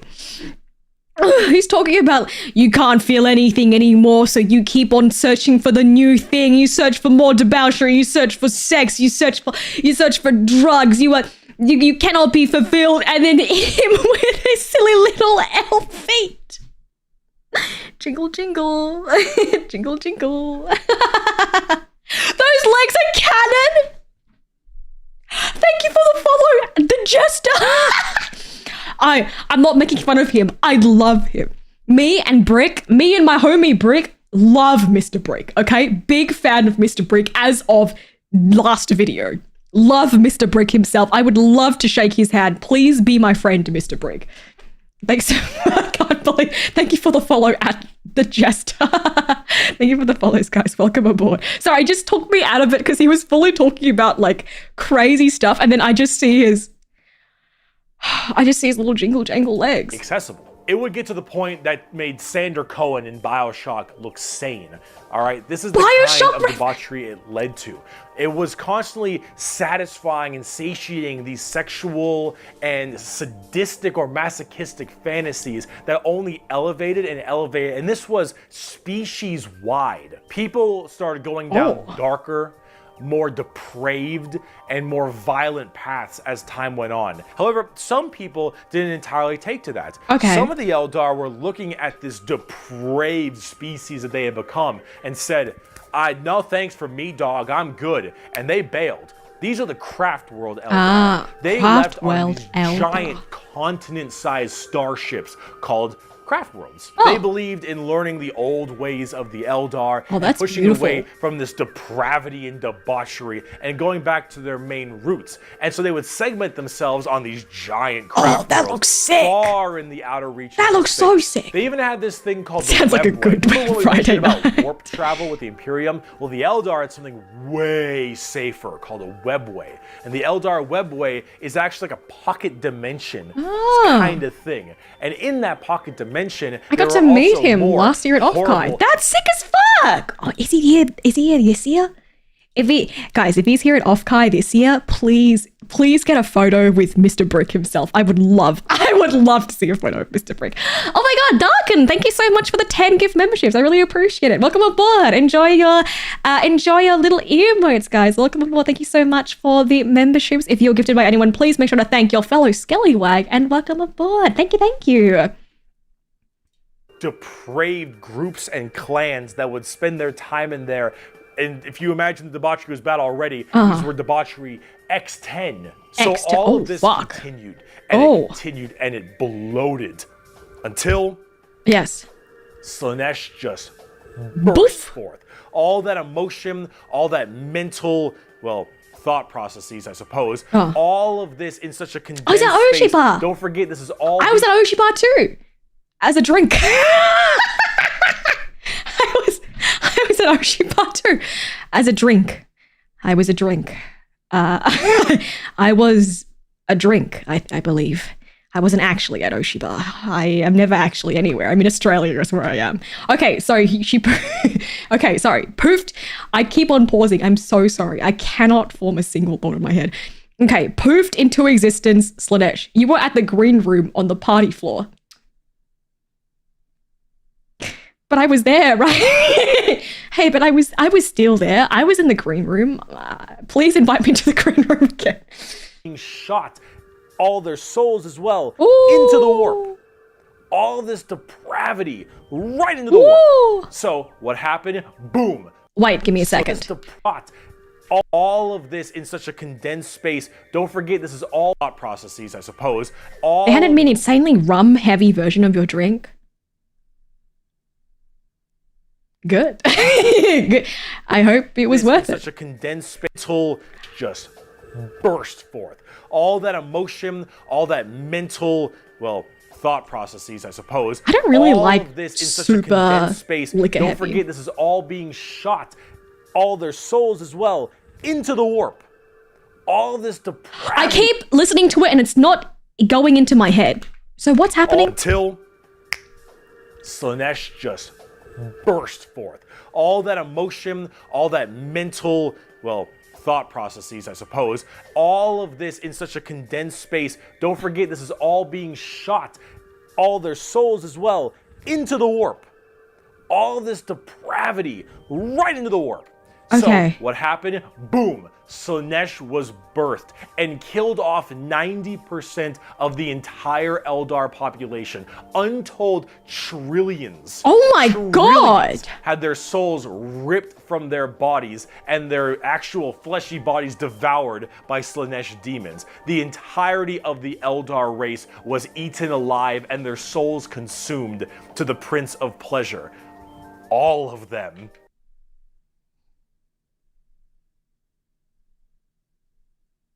That's sick as fuck. I know that sounds terrible, but that also sounds incredibly sick.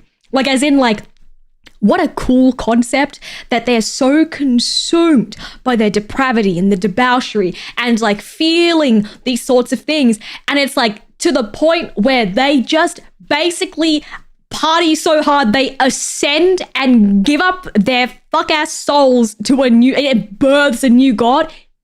Insane. Insane. Crazy. Death by snoo bracket nuclear. Exactly. Yeah, basically all the crazy bullshit they did created a warp storm so bad they created Slaanesh. And now there's a permanent warp storm called the Eye of Terror. Jesus. Post-up clarity is insane. Fucked up. It was so bad that it literally ripped a warp hole. Oh, he's explaining it. Sorry, I keep on pausing. Called the Eye of Terror. That's literally this like quasi-horrifying gateway portal. Oh my from God. the Materium and the Immaterium right next to Cadia. Guys, is anyone going to say? Horrifying. So this Slaanesh, also known as She Who Thirsts by the Eldar, Not horny on me. slaughtered the entire population except for a couple. Those in the craft world were actually not affected by this as they were so far in the reaches of the galaxy. That crazy crack, that birth of Slaanesh only affected the ones in the center. So these craft world Eldar were able to escape, but Slaanesh got their sights on them. Oh. Every time an Eldar will die, their soul doesn't just pass into the warp naturally. It goes straight to Slaanesh, craft world or not. She just owns them.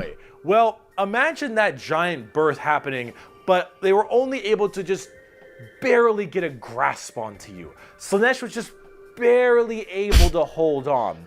These people are the Dark Eldar, or also known as the Drukhari. The Eldar population right now is like so Dark Elves. massively small. Oh. It is minuscule compared to any of the other most of the other populations. Guys, we're gonna start in the debauching universe. again. The Eldar are consistently That's having so issues cool. trying to get their population up because as their souls are constantly being hungered by from Slaanesh, they realize their entire species It's kind is of doomed. Oh. And they understand it very well. Mr. Since Brick. the time of the fall, our race has been haunted by what we, in our reckless pursuit of hedonistic indulgence, Hedonistic gave birth to. indulgence, Though our dreams yes. once overturned worlds and quenched suns, we are now but fitful shadows clinging to the edge of existence. All the stars in the sky cannot blot out the hateful glare of the red moon's eye. The birthing place of the great enemy pulses with all the malice of a demon that is dreaming, casting its shadow over all we have ever done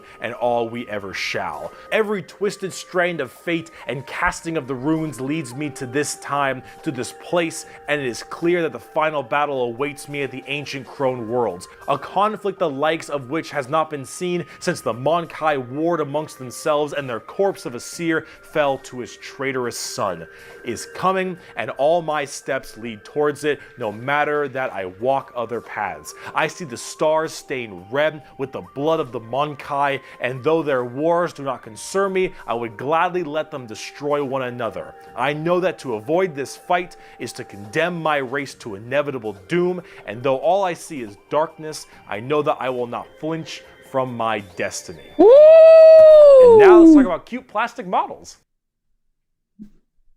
Holy shit. Can I just say the writing in this? 10 out of 10. 10 out of, there's some wordplay going on. What was it? This one was so cool. Wait, where is this? In our reckless pursuit of hedonistic indulgence gave birth to, though our dreams once overturned worlds and quenched suns.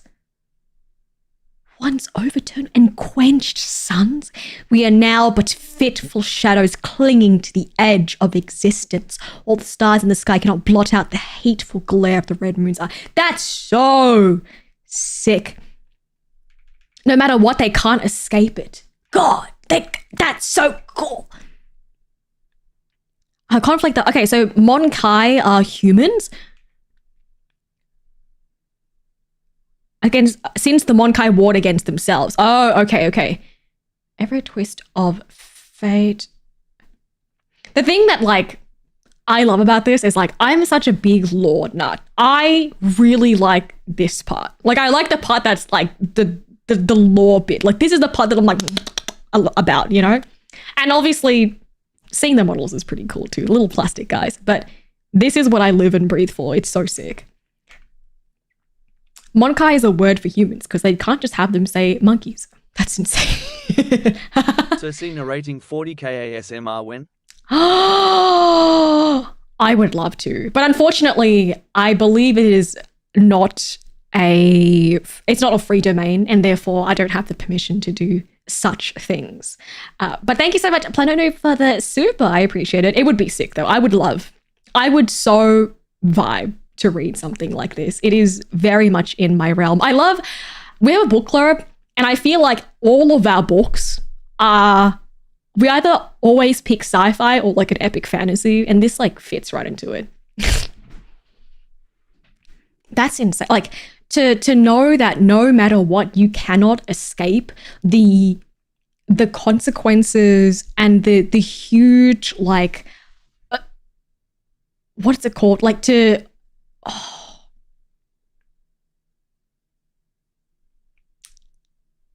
it's very like to suffer because of the sins of your ancestors kind of vibes, you know? To inevitable doom, and though all I see is darkness, I know that I will not flinch from my destiny. Sick as fuck. And now let's talk about cute plastic Yay! models. Bro, I'm straight up not having a good time.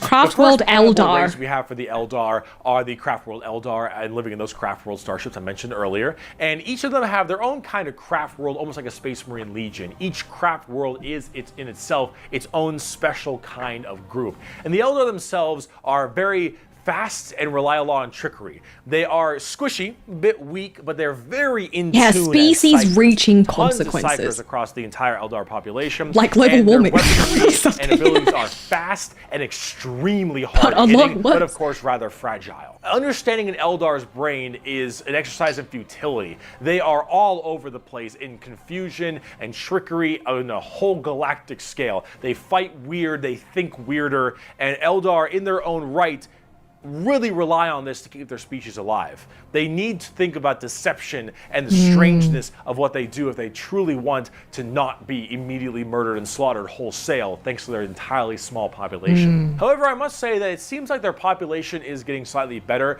These craft worlds hold millions upon millions of people. Oh shit, so they're huge. As they continually, reproduce and have their craft worlds expand, losing a few people in battle, while hurts a lot, they aren't really losing what's extremely precious to them. It's not like every single death means the death of their species. It seems like they're kind of on the upturn a little bit. Okay. They're still a doomed race being sucked into Slaanesh every time someone dies, but they are definitely doing a little better than they were before. Eldar are fast, cunning, and what they don't make up for in tankiness, they make up for in extremely advanced weaponry. They also call humans Monkai, which is something I mentioned earlier.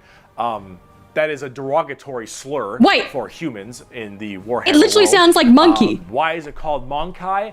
Well, it's because you can't, in your game, call people monkeys. On the tabletop, exactly what I said.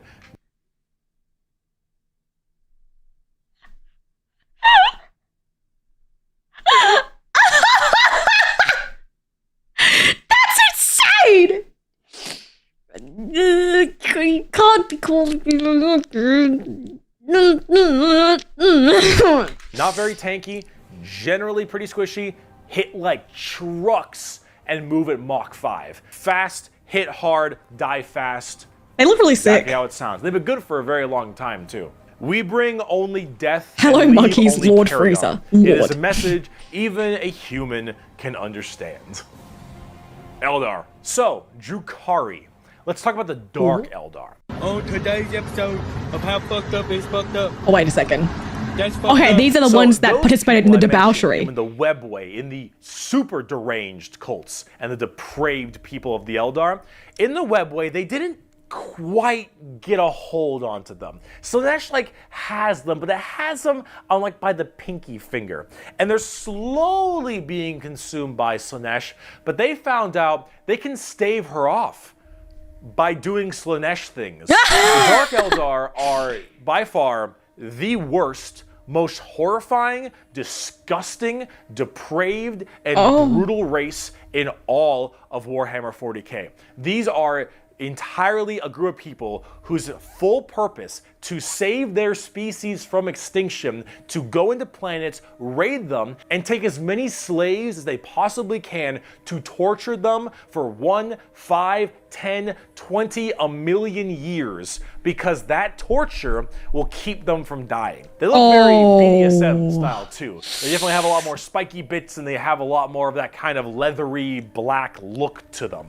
But let's say you are an upstanding Imperial citizen. Yes, I am. Living life on a regular planet. You get invaded by the Necrons. The Necrons will shoot you with a deatomizer and you will be destroyed in a millisecond, and that's it. Fair. Not the worst way to go. Yeah. You are invaded by Chaos Marines or something. Cool. You take a bolter shot to the head or a chain sword across your stomach and you get cut in half. Painful, but not the worst. The Orcs arrive. They beat you to death. Hurts, but, whatever. Tyranids, they eat you alive. It's pretty rough. The What is Dark that? Eldar. The Dark Eldar. This is going to get a little graphic. I apologize. Oh. You pray you die. You don't. You are instead because they're taken as a torturing human you, slave. right? Your life will be endless work and agony, 24/7. They will make sure you can't not die, as your pain satisfies them. They will hook you up to all manner of torture devices. They will inject pain-based stimuli drugs directly into your nervous system. They will slowly run razor blades across your skin. They will fillet you and just pull out your teeth and your fingernails one by one. They will remove your appendages and your skin and wait for it to grow back so they can do it again. They will murder and torture and use the R word, it rhymes with grape, your entire family in front of you and do the exact same thing to them. You yourself will also be rhymes with grape anywhere and everywhere possible. And this will occur for 20 years until you are no longer satisfying to them. And then you will be contorted, crushed, and twisted into some form of trophy, a fleshy trophy or a ring or a couch or a TV stand, or perhaps a wonderful hat, while you are, of course, still alive and breathing. And you will become a moaning, fleshy trophy for eternity. And that is what happens when you are taken by the Dark Eldar. They are the most depraved, most horrifying race in all of 40k. They look the part, and they do it so they all don't die. They are literally forced to do this, because if they don't, Slaanesh's grip will get harder, and they will have their souls pulled away. So long as they keep doing this, Slaanesh is like, "You're doing good, man. You're doing solid. You keep that shit up, you elf-eared bastards." That's the Dark Eldar. That's the Drukhari. They are horrible. On the tabletop, they're actually kind of like Eldar, but more extreme. Oh they my are even God. squishier than the Eldar, but they hit generally even harder. Fast attacks, skirmishers, really quick, speedy, like get around them, do a lot of damage, get away kind of stuff. That's most of the Dark Eldar. Look up the definition of Grim Dark in a dictionary. You'll find a picture of the Dark Eldar. And Sev from Republic Commando. A quote from Mr. Oh Vect. my God. "We are the lords of despair, masters of terror. Dread and agony are our meat and wine, and they are plentiful indeed."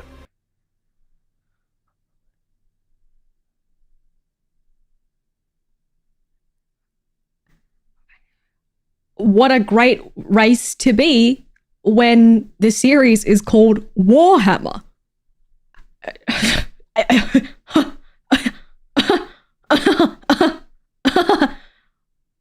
What the fuck? Dark Eldar. Talk about the Harlequins. What? Clowns. What's the matter, Andy? They got space clowns.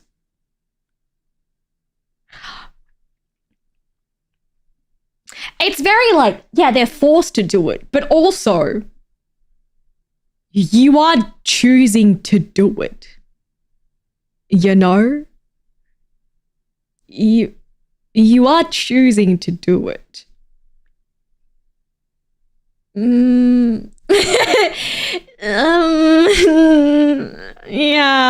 Yeah. Space clowns? You wanna have some fun? The Harlequins are a bizarre race of Eldar. They're These fucking ass pets! demonic clown performers. They're like a weird Why mix are of there Xander clowns? Cohen from BioShock. Again, and Jin shout out. from League of Legends. Not but the in League a of- more clown theme. They're artists of death and perfecters of their craft. They do not belong to Craft Worlds or any of the weird Drukhari people. They guard something called the Black Library, which is this giant tome of never-ending knowledge deep in the heart of the Eldar Webway, and also guarded by their god named Kegorok, I believe is how you pronounce his name. He is the Kegorok? laughing god. But it's the Eldar's laughing god?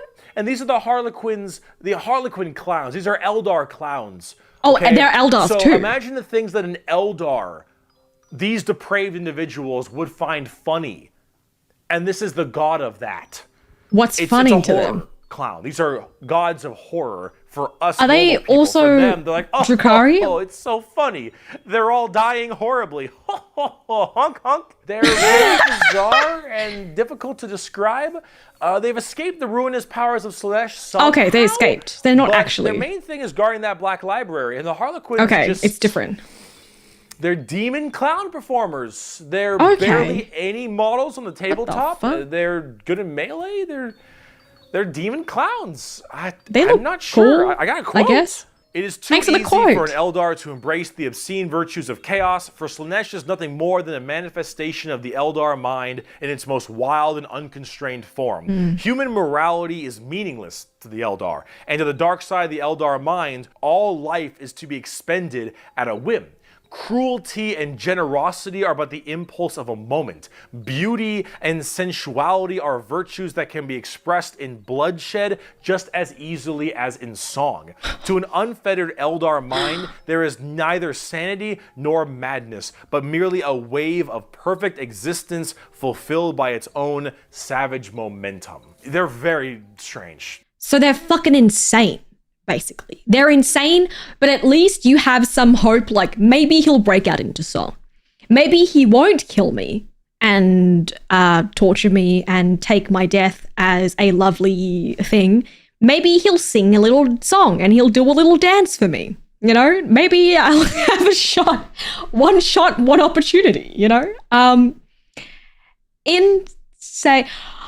do want to say that, like, the entire concept of the Drukhari is so interesting.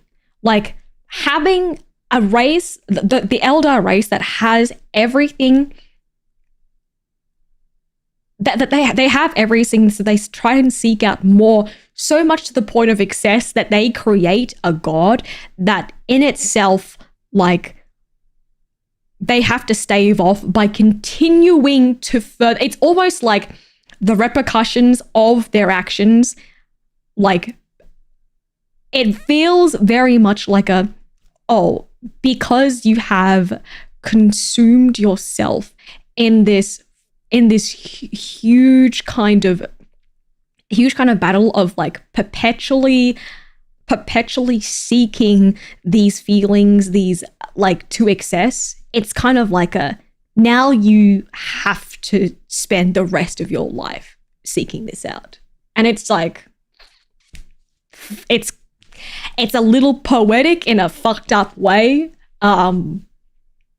It's kind of cooked. The elves got boring of being perfect, and it caused almost all the current day problems in the setting. It's very like, I am having a good time, so let's make up a bad time.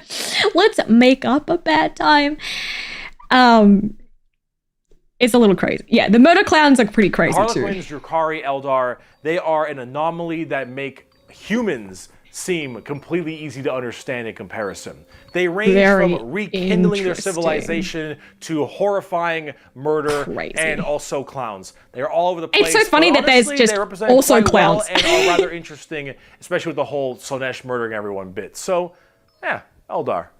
Now, bugs. Mom, they following me, Mom. Thank you for the follow. Welcome aboard. The bugs. The bugs. Tyranids. Now, you want to talk something a lot more fun, a little more simple than all this crazy Eldar shenanigans? Let's talk the Tyranids. They're bugs. Do they look like Zerg? Hell yeah, they look like Zerg. You don't know why they look like Zerg? Because they were actually supposed to be what Zerg were. Apparently StarCraft was supposed to be a 40k game in the beginning. What? Hence why they look so much like Eldar, Zerg, and the Imperium of Man. Oh my god! Like, kind of Space Marine-y. Those Marines, huh? They look a little bit Space Marine-y to me. Maybe. I don't know.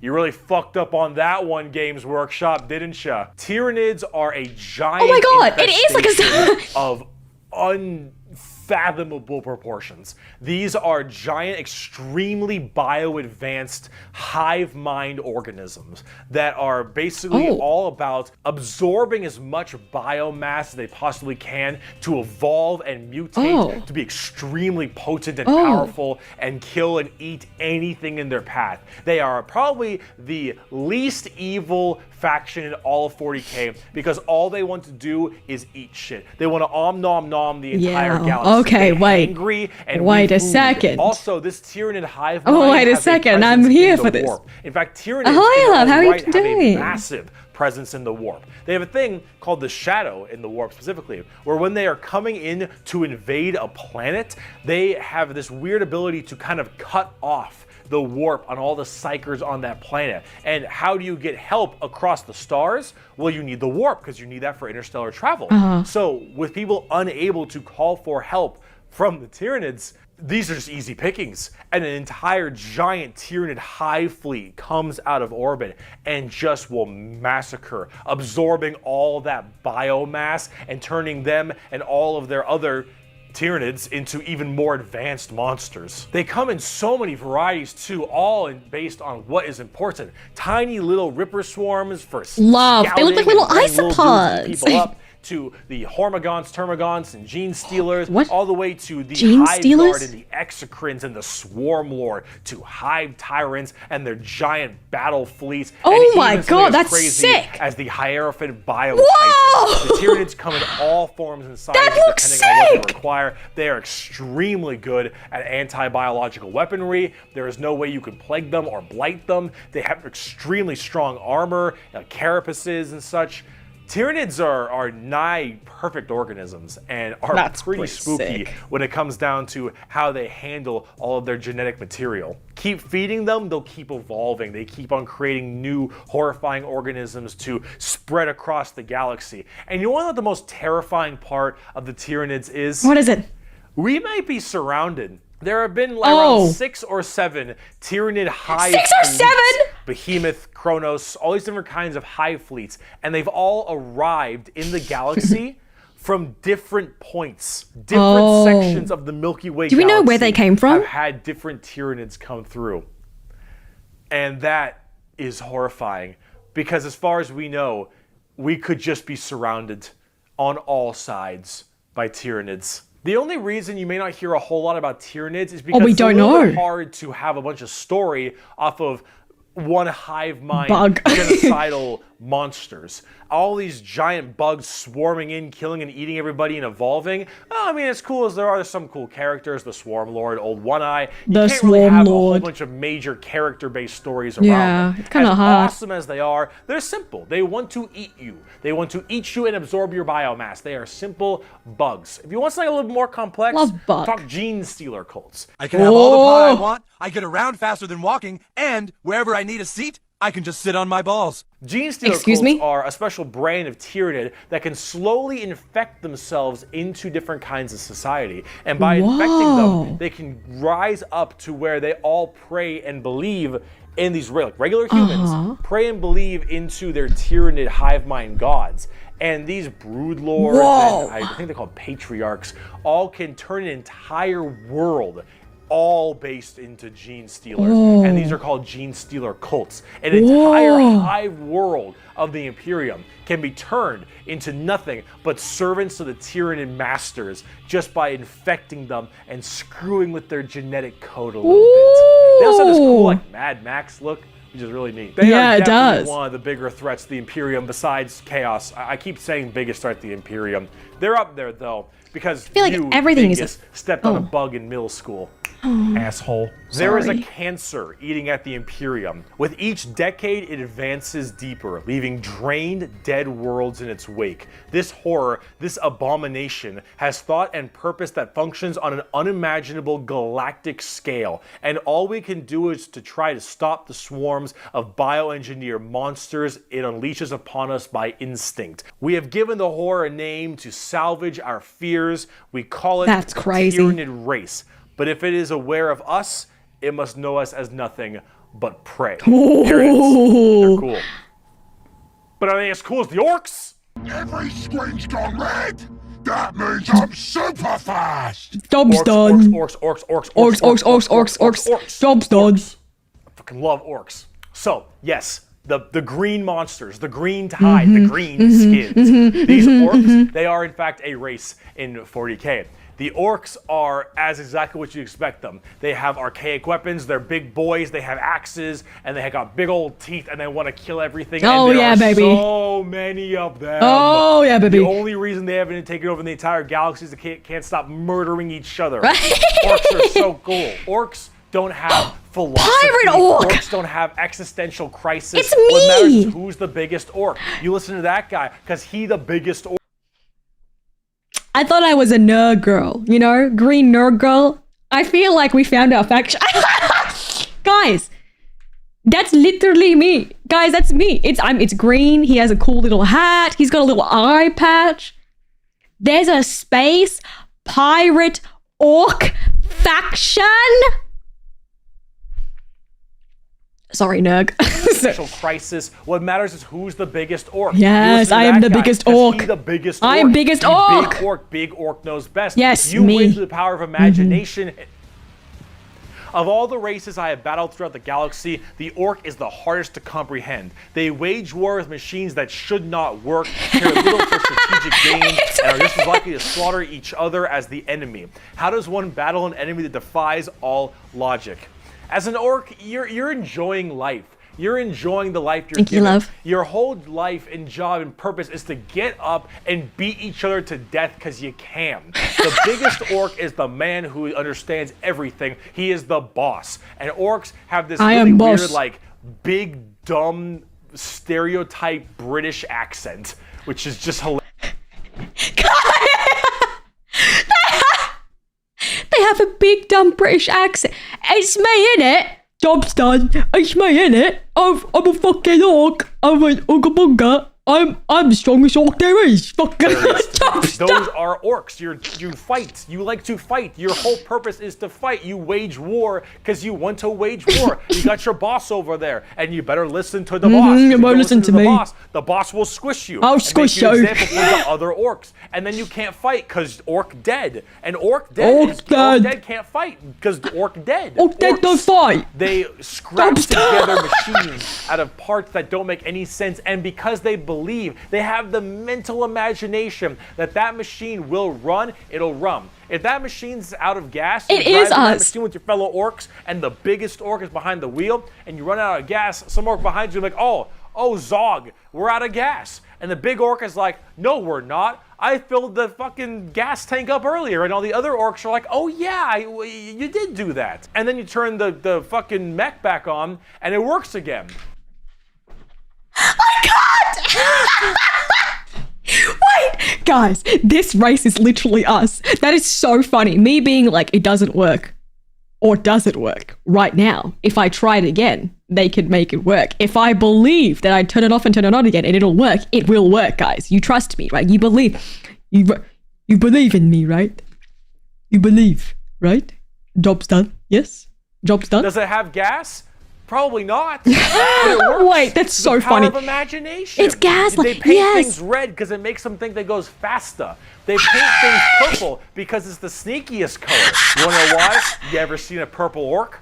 Didn't fucking think so. Orcs are also like ancient as hell. They're back in the Eldari That's so time frame. funny. But That is back then hilarious. They were called orcs, and they were much larger and scarier and far more intelligent. Now they're just orcs and they're big, dumb, and they smack things. But they're pretty spooky.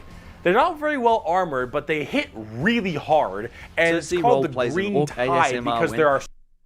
You know what's funny about that? I actually have an orc ASMR. The funny thing about that is I actually, unironically, have an orc ASMR on my Patreon that I did as a joke, and it's literally up there. Like it's there. It's me hitting on you, and I'm an orc. I did it. Yeah, I was like, that's so funny. I would love to be an orc that hits on you. I did it as a joke. I did it a while ago. It is there. Hey, thank you for the super, by the way, Plano Noob. I appreciate it. Yes, I did. I did indeed do it a while ago. It was real fun. I don't know how you guys felt about it. It was kind of a joke, to be honest. It was sweet because it was like I was an orc barkeeper kind of vibes. So many orcs. There are about as many orcs as there are Tyranids. Maybe more. Wow, that's a lot. They keep on, murdering each other. There is an orc short story where a space marine kills an orc with a heavy machine gun, and he goes to pick up the orc's gun and turn it back on the Green Tide, only to find out that it was basically 2 planks of wood duct taped to a pipe.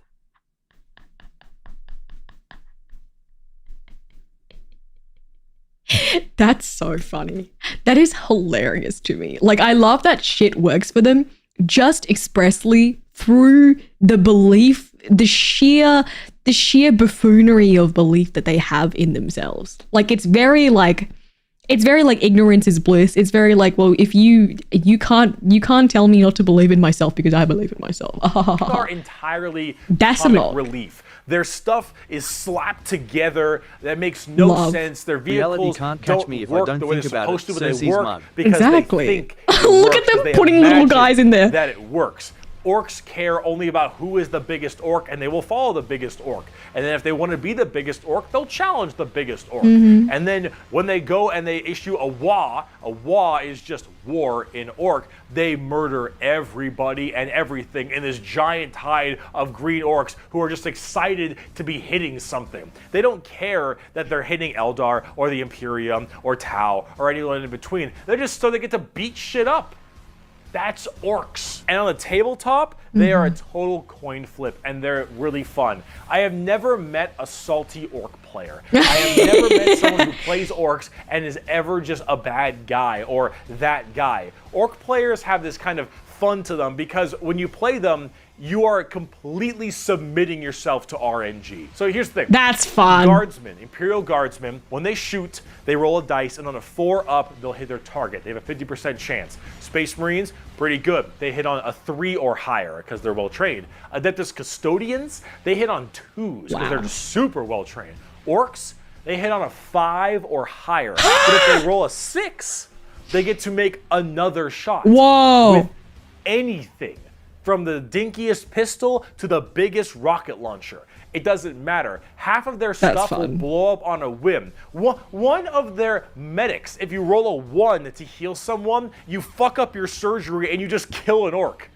They're so wacky and silly. But the thing is if you roll well, so fun. you roll high, and you keep rolling high, you are going to crush people. And if you don't, you lose. I mean, that's what you get when you play orcs. That's what happens when you play orc. It's a coin flip, which is why you can't be a salty bitch when you play orc. You can't be a salty bitch. Things won't go your way. It's just the roll of the dice. You're playing a dice game. But if you're gonna have fun and you want to be stupid and you want to be silly, I do want to be stupid and silly. Orcs. Yeah, I love being the stupid and side of silly. the fun part of this, okay. Let's talk about the Necrons. Whoa. The Necrons are spooky, scary skeletons and very grimdark again. They have a much more fleshed out lore than before. Back in the day, they were just undead Egyptian space terminators, and they still look that way, but now they actually have a story. So way back in the day, you had the Necron tier. Kind of see a theme here: Eldari, Eldar, Krork, Orc, Necron, Necron tier. So the Necron tier were this race of generally kind of shitty people. Not because they were personally shitty, because their lives were awful. They were ill-fated to a horrible existence of like radiation and a terrible planet they lived on, and everything just really sucked. Being a Necron tier was just really depressing. They really were looking for immortality. They were extremely reliant on the hope that they would eventually find the key to living forever and just stave off this horrible nature that they were thrust upon them, and therefore they could become the most dominant race in the galaxy. And they found this group. They're called the Old Ones. Imagine them kind of like the Forerunners in Halo or the Xel'Naga in StarCraft, right? These Old Ones were these strong, pretty much omnipotent beings. And they, of course, knew the key to immortality. So the Necrons went to them and said, please, show us your ways. And the Old Ones said, piss off. Not really, they were a lot more humble about it, but they did not want to share their secret of immortality. The faction hopping through the video is such a genuine reaction. I have no loyalty. Every time I see something cool, I'm like, kind of under this I want this one. Banner. This guy is cool. The Necron different dynasties didn't really like each other, but under this one man, the Silent King, he thought the best way to unite his race was to do this giant war with the Old Ones out of spite for them keeping the secret of immortality to them. This was known as the War in Heaven, and this is actually like a multi-stage war. Because during this war in heaven, they discovered the Star Gods, a whole new race of people known as the Catan, or the Catan. These Star Gods were also very much like Old Ones, almost omnipotent beings, and they too had the key to immortality. And so the Necrons went to them and said, hey, can you help us fight off the Old Ones? Can you help us kill these Old Ones, you, the Catan? And the Catan said yes. And in fact, we can help provide you with the immortality you so desperately seek. So the Silent King of the Necrons decided to make a pact with the Catan to allow them to accept this generous gift of immortality upon them. But this, of course, had been a horrendous trap, and the Necrons were dragged in chains to this biotransference where their flesh was stripped from them, replaced with nothing but a metal hollow shell, as their souls were ripped from their body and fed to the Catan. And the Catan fattened up. They got chonk on the souls of the Necrons. As this was their plan all along, they consumed the flesh and souls of the Necron tier and turned them all into unwilling robotic slaves just to serve their will. And then with their new-founded Necron army, they pointed their guns at the Old Ones, and the Catan continued their domination of the stars and their genocide, complete and full genocide of these old ones. The old ones did their best to stave it off. They Oh even my created God. other races, the Eldari and the Orcs, to try to fight off the horrifying Necron army and the Catan above them. But there was absolutely no possible chance for them. And the old ones were absolutely extinguished across the galaxy. Their entire race completely removed. Full on 100% genocide. Oh my However, God. during all this, the Catan, so just infatuated with their victory, started fighting each other for fun, for sport, and for small As it differences. happens. Doesn't matter. The Catan, with these overpowered people, they're going to eventually hit each other at some point. And as they began just menially fighting each other, the Eldari and the Orcs actually started pushing on the Catan's borders a little bit, giving them a little bit of a run for their money. And as this continued, this is when the Silent King, who retained his consciousness, decided to leap into action and start a full-scale revolt against their Catan masters. And this revolt was bloody, as the entire Necron army was surged off to destroy these star gods. They were able to, just after suffering horrendous losses, were able to turn the tide of the war. Oh my and they God. took these Catan and they blasted them, because as these star gods are unkillable, they were able to break them into thousands of shards and entrap them in giant stasis vaults to now actually be slaves to the Necrons. And with the Necrons having the entirety of their old gods enslaved to them,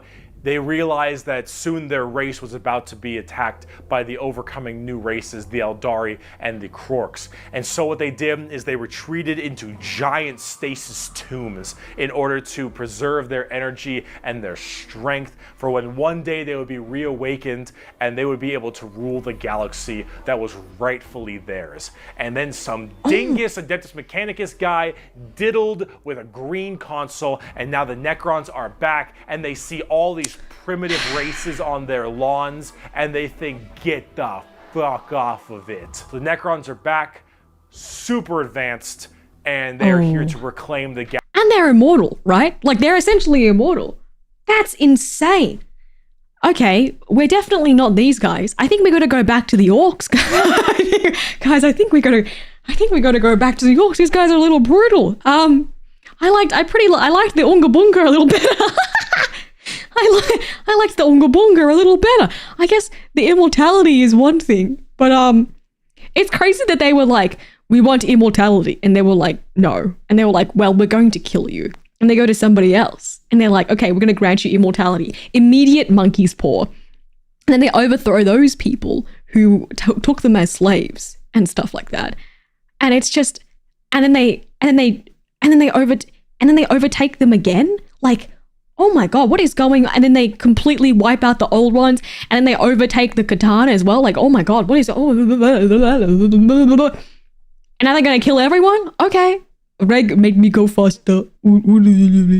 Galaxy they so rightfully believe. And they took a big nap, and then they got woken up from their nap, and now they're big mad. Yes. Now, at tabletop, Spite I maxing. like that. Tons of undead Egyptian skeleton robots that when they die, Pretty they sick just looking. get right back up. They're They pretty keep on sick looking. reanimating, hard to kill, tons of crazy stuff. You can use the Catan Oh my God, look at the themselves Catan as too. units to That's fight sick. with. It's pretty cool. The Necrons are one of the three Yes, my major lord. events in 40k. The Yes, my Horus lord. Heresy, the Fall of the Eldar, and What? the Awakening of the Necron events in 40k. The Horus Heresy, the Fall of the Eldar, and the Awakening of the Necrons are all pretty substantial events. The Awakening and the of the Necrons themselves Necrons. are pretty dang cool as well. Here's a good quote from a wonderful Dawn of War game.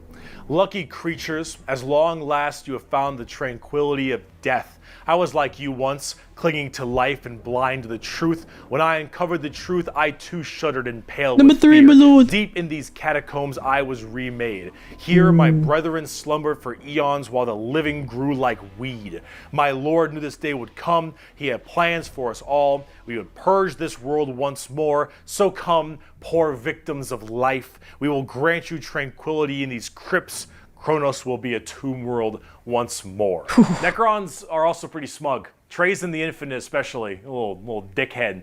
But speaking of dickheads, last race. Speaking of dickheads, that the segue was speaking of dickheads. Talk the Tau. Captain, they have a weapon, computer, that pulls up the map of the galaxy. They can touch a planet and that planet will be erased. That's not very nice, is it? well, that's cheating, isn't it? That's not very nice. Thank you so much for the super though, Duck, and I appreciate it. Thank you. That's fucking cheating. What the heck? The Tau Empire. Hey, don't say it.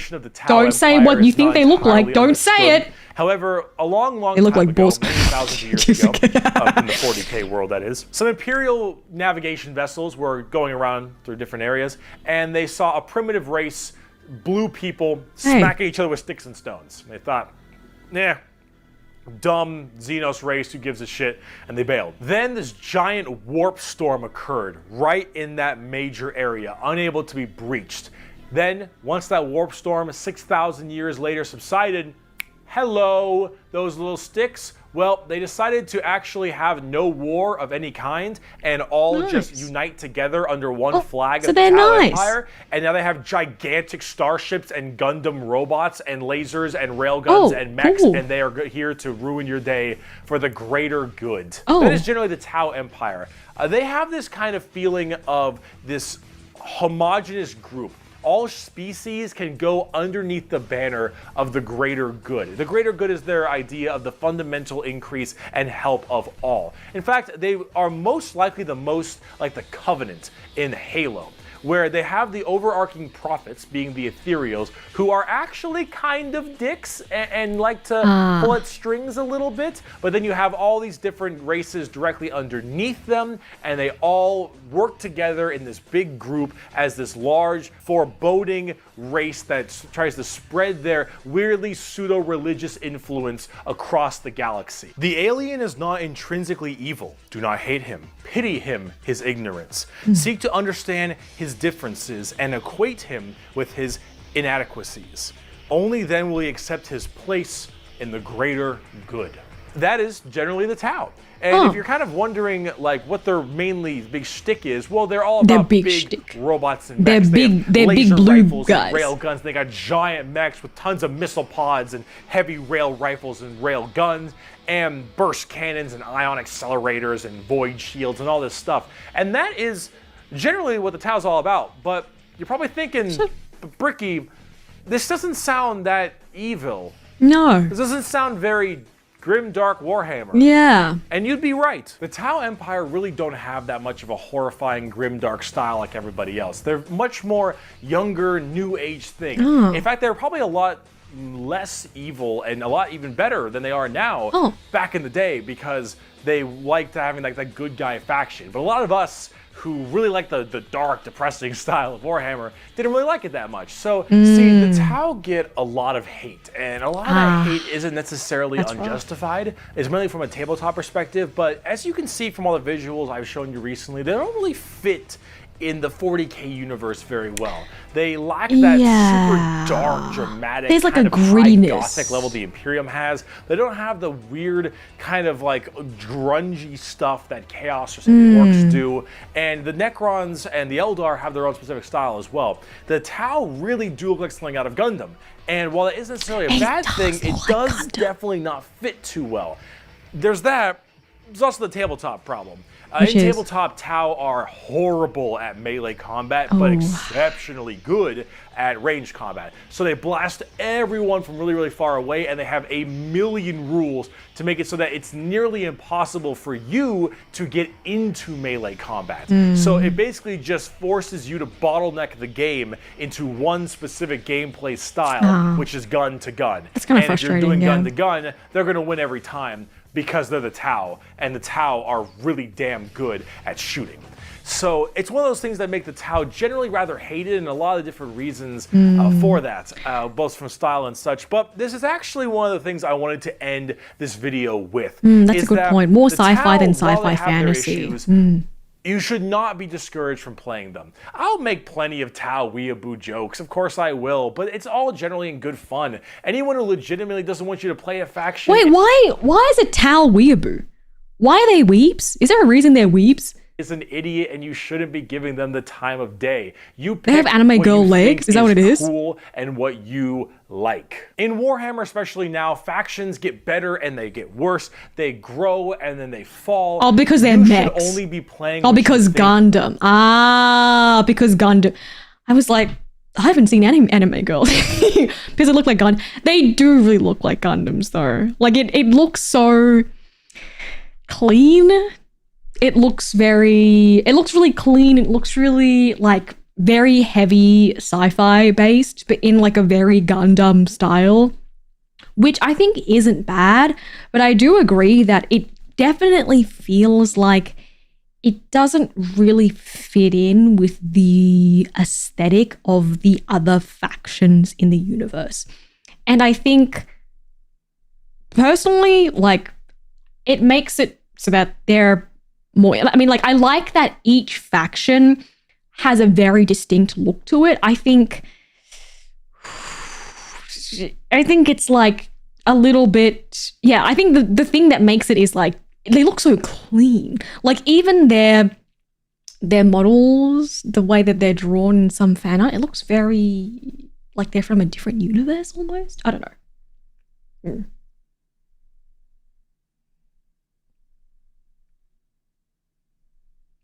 I think it's a bad take. It does fit in the more you play and think about it. I'm literally talking within my experience of a 1 hour video.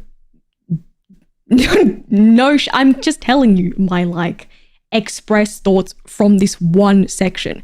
Like if you compare it to the other things, if you compare it to the other factions, it does seem less gritty. It does seem less steeped in like fantasy and the gritty kind of gothic almost style of some of the other ones. But I mean, I think it looks cool, you know? I didn't say that it looking different is bad. It was isekai all along. Can you imagine? When did I get hit by a truck? Yeah, so they're like a new kind of faction, right? Like they're kind of new because like, what was it? The warp storm happened and then it was like, pew, from stick to Gundam. So they're in their golden age. So they're still kind of progressing. They're still kind of they're becoming a part of this entire thing. Is cool. You like the look, you like the models. If you're talking tabletop, that is what you should be going for every time, is what you think is badass, because things change all the time. But the universe of Warhammer has so much going for it. Every faction has something interesting, every character has a story, and there's a million stories to be told. The universe is vast and exciting, and while it is dark, depressing, and horrible, that is the damn charm. And out of everything I've told you in these two videos, is anything you could take away is the reason why so many of us are so into this series and why we like it so much. Because with so much variety, such an expansive universe, and so much that can be done, you can find yourself having a pretty great time. Oh, that's really wholesome and cute. Video. I hope it has been informative. I loved it. If you'd like to see more of me, Bricky, we have Twitch.tv. Bricky! Let me shake your fucking hand, my man. That was sick as fuck. I was wearing all of my merch, but underneath this, because I had to wear this so it wasn't black or white for the green screen, which is a little amazing, but it's fine. I think the interesting thing is that like it feels like it dramatically contrasts the dark and grittiness of the Imperium, because it's almost like not humanity. And it's funny that like as humans, I think we have an innate sense of like, you know, we're the good people. We're the good people. And I think it's interesting that the Tau is seen as the people that are spreading, or the race that is spreading like the quote unquote greater good. I think that's very, very interesting. I think personally, my favorites will have to go to, I love orcs in every iteration of every sci-fi universe, all right? I love orcs in every iteration of everything, basically. I always think they're hilarious and they're fun. Love an Unga Bunga barbarian race, okay? Love that. It's always fun. I think the Chaos Space Marines are sick as fuck. The Chaos Space Marines are so cool. I think, what was it? As soon as they introduced me to Nurg, I was like, it's over. This is my guy. It's over. I am here for the Nurg and the Nurg himself only. Holy heck. That is so cool. I think also, what was it? There's like three big events that he talked about, right? The Horus heresy, the big boom that created the what was her name? Salah, I can't fucking pronounce it anymore. Are there also space dwarves, or did I miss it? I don't think that he went over space dwarves. But I love the lore of it. Salami, I forgot her name. That entire like lore and Slaanesh, the birth of Slaanesh, I really fuck with the story of it. The birth of slime squats. It was so cool. By the way, orcs are mushroom monsters. When they die, they produce spores, which go into the ground and produce more orcs. That's really fun. That's a very cool kind of, that's a very cool different way to have a spin on the orcs. That's real nice. That's real fun. That's why there's so many of them. They just spawn around the place. Nurgle just wants to give you gifts. In play, Nurgle spawn are just ungodly hard to kill. That is very fun. So this video came out before the space dwarves existed. I feel like space dwarves would be pretty sick. They're just fun little guys. Exactly. They're just fun little guys. And do you guys have a favorite? Obviously, maybe they haven't come up with it yet. Have you heard of French Crusade? It's like WH1K. WH1K? So instead of 40K, it's only 1K. It's only 1K. Thank you so much, Chief Spartan, for the super. Welcome. Thank you. The dwarves of 40K are called squats. Oh my god. They're literally called squats. Yeah, I mean, there is the next video where he re-explains it, and I assume that will include more of the lore and more of the stuff that we missed, but you guys did say that you recommended I go through this one first. So we went through this one. I think that, one, it was very easy to digest, as in like, even though it was super heavy on lore and there was a lot of stuff going on, like lots of things to digest, it was very, very fun to be introduced to. Cersei's mug. Thank you, love. I appreciate it. I will finish up soon, I promise. That was really fun though. I think his style of presentation was super entertaining. I loved his little legs. I loved the changing of his legs. The changing of his legs. So now that we've watched this one, I think it will be safe to go look at the re-explain now that we have a little bit more background as to the setting up of the universe and the different factions and stuff like that. So maybe we'll watch the re-explained at a later time. I think tomorrow I do have a collab. I'm going to be playing, what was it? I'm going to be playing Gambling with Friends, I believe, with Miss Yena. And then after that, I feel like we have to check out. After that, I got to check out the new summer update for Nikkei. So we'll probably do that tomorrow. I'm not sure what time though. I did ask the girls if we could. We'll play it by ear, as always. We'll play it by ear. I love the Tyranids. It is very cool. I think the designs for the Tyranids look so insane. I love like monster designs that are based loosely on like the creepy, crawly things that already exist in our world. Like when they make monsters based on like freaking isopods and water lice and like and freaking like crustaceans and like freaky little things that have been extinct for like a millennia. Like I love stuff like love a little guy, you know, love a little guy. I think that the Tyranids are really fun as well. I feel sad because it almost feels like I think like all the other races that aren't humanoid are so fun. Like they're very fun. That I almost was like, oh yeah, you know, these guys are all so cool. And then there's the Imperium. and then there's the Imperium. And then there's the Imperium. But I feel like I just don't have the appreciation for it yet, you know? I don't have the appreciation for it yet. But I do really like how the big thing about like the chaos space marines, I heavily fuck with though. That stuff is very, very cool. Yeah, Imperium, no fun allowed race. And it's also like, if you play a game, like if I'm playing something like D&D, or if I'm playing something, D&D? Yes, if I'm playing something like D&D, I'm playing something like, I don't know, Baldur's Gate or whatever, I'll never pick human as my race, but that's just like a personal thing, you know? That's just a personal thing. I mean, I think all the designs for all of them were very, very cool. For the Imperium, I definitely, the Grey Knights were definitely my favorite. And then the sisters were also very, very sick. Like, if I choose like my D&D race, I'll always choose, I gravitate a lot towards barbarians and tieflings and half elves, just because they're fun. They're fun to play. So I think personally, I always love to play like an orc race. It's so fun to just be Oonga Boonga and no-brain it and just, you know, play with a full RNG. Yeah, the Grey Knights are mad sick. They're very, very cool. And I think the thing that separates them from the what's it called? What is it called? The guys that just stand there. The custodians is that like,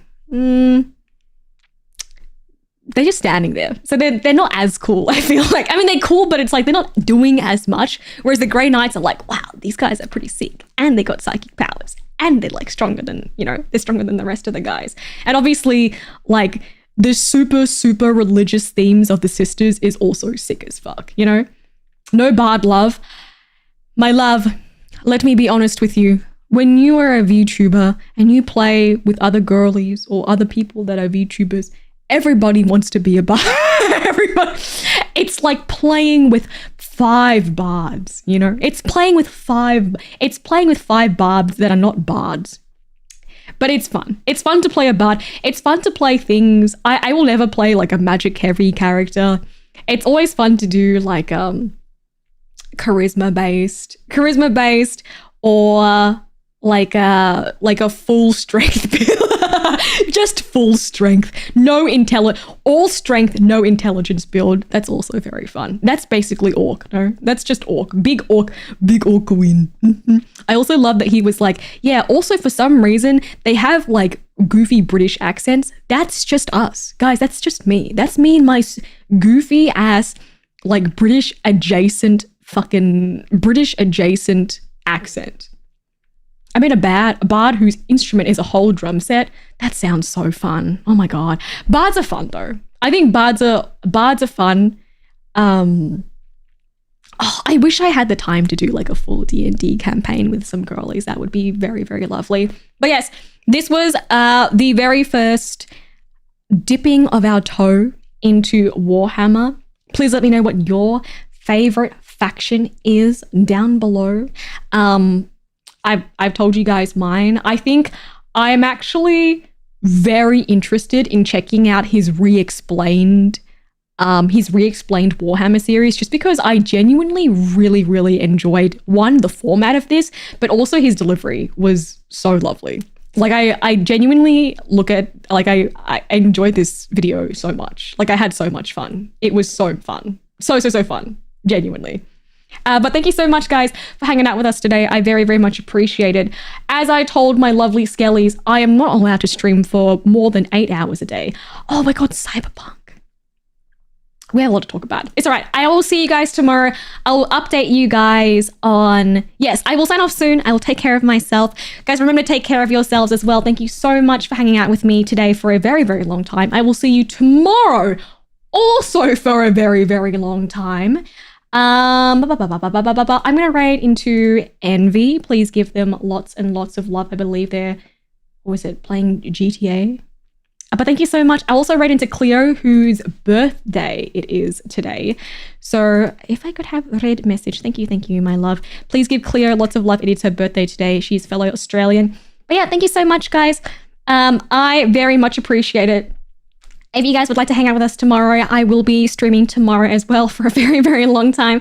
But yeah, thank you so much for spending time with me today, and I will see you next time. Mwah! Bye-bye. I have to pause the timer. Okay, yes. Bye-bye.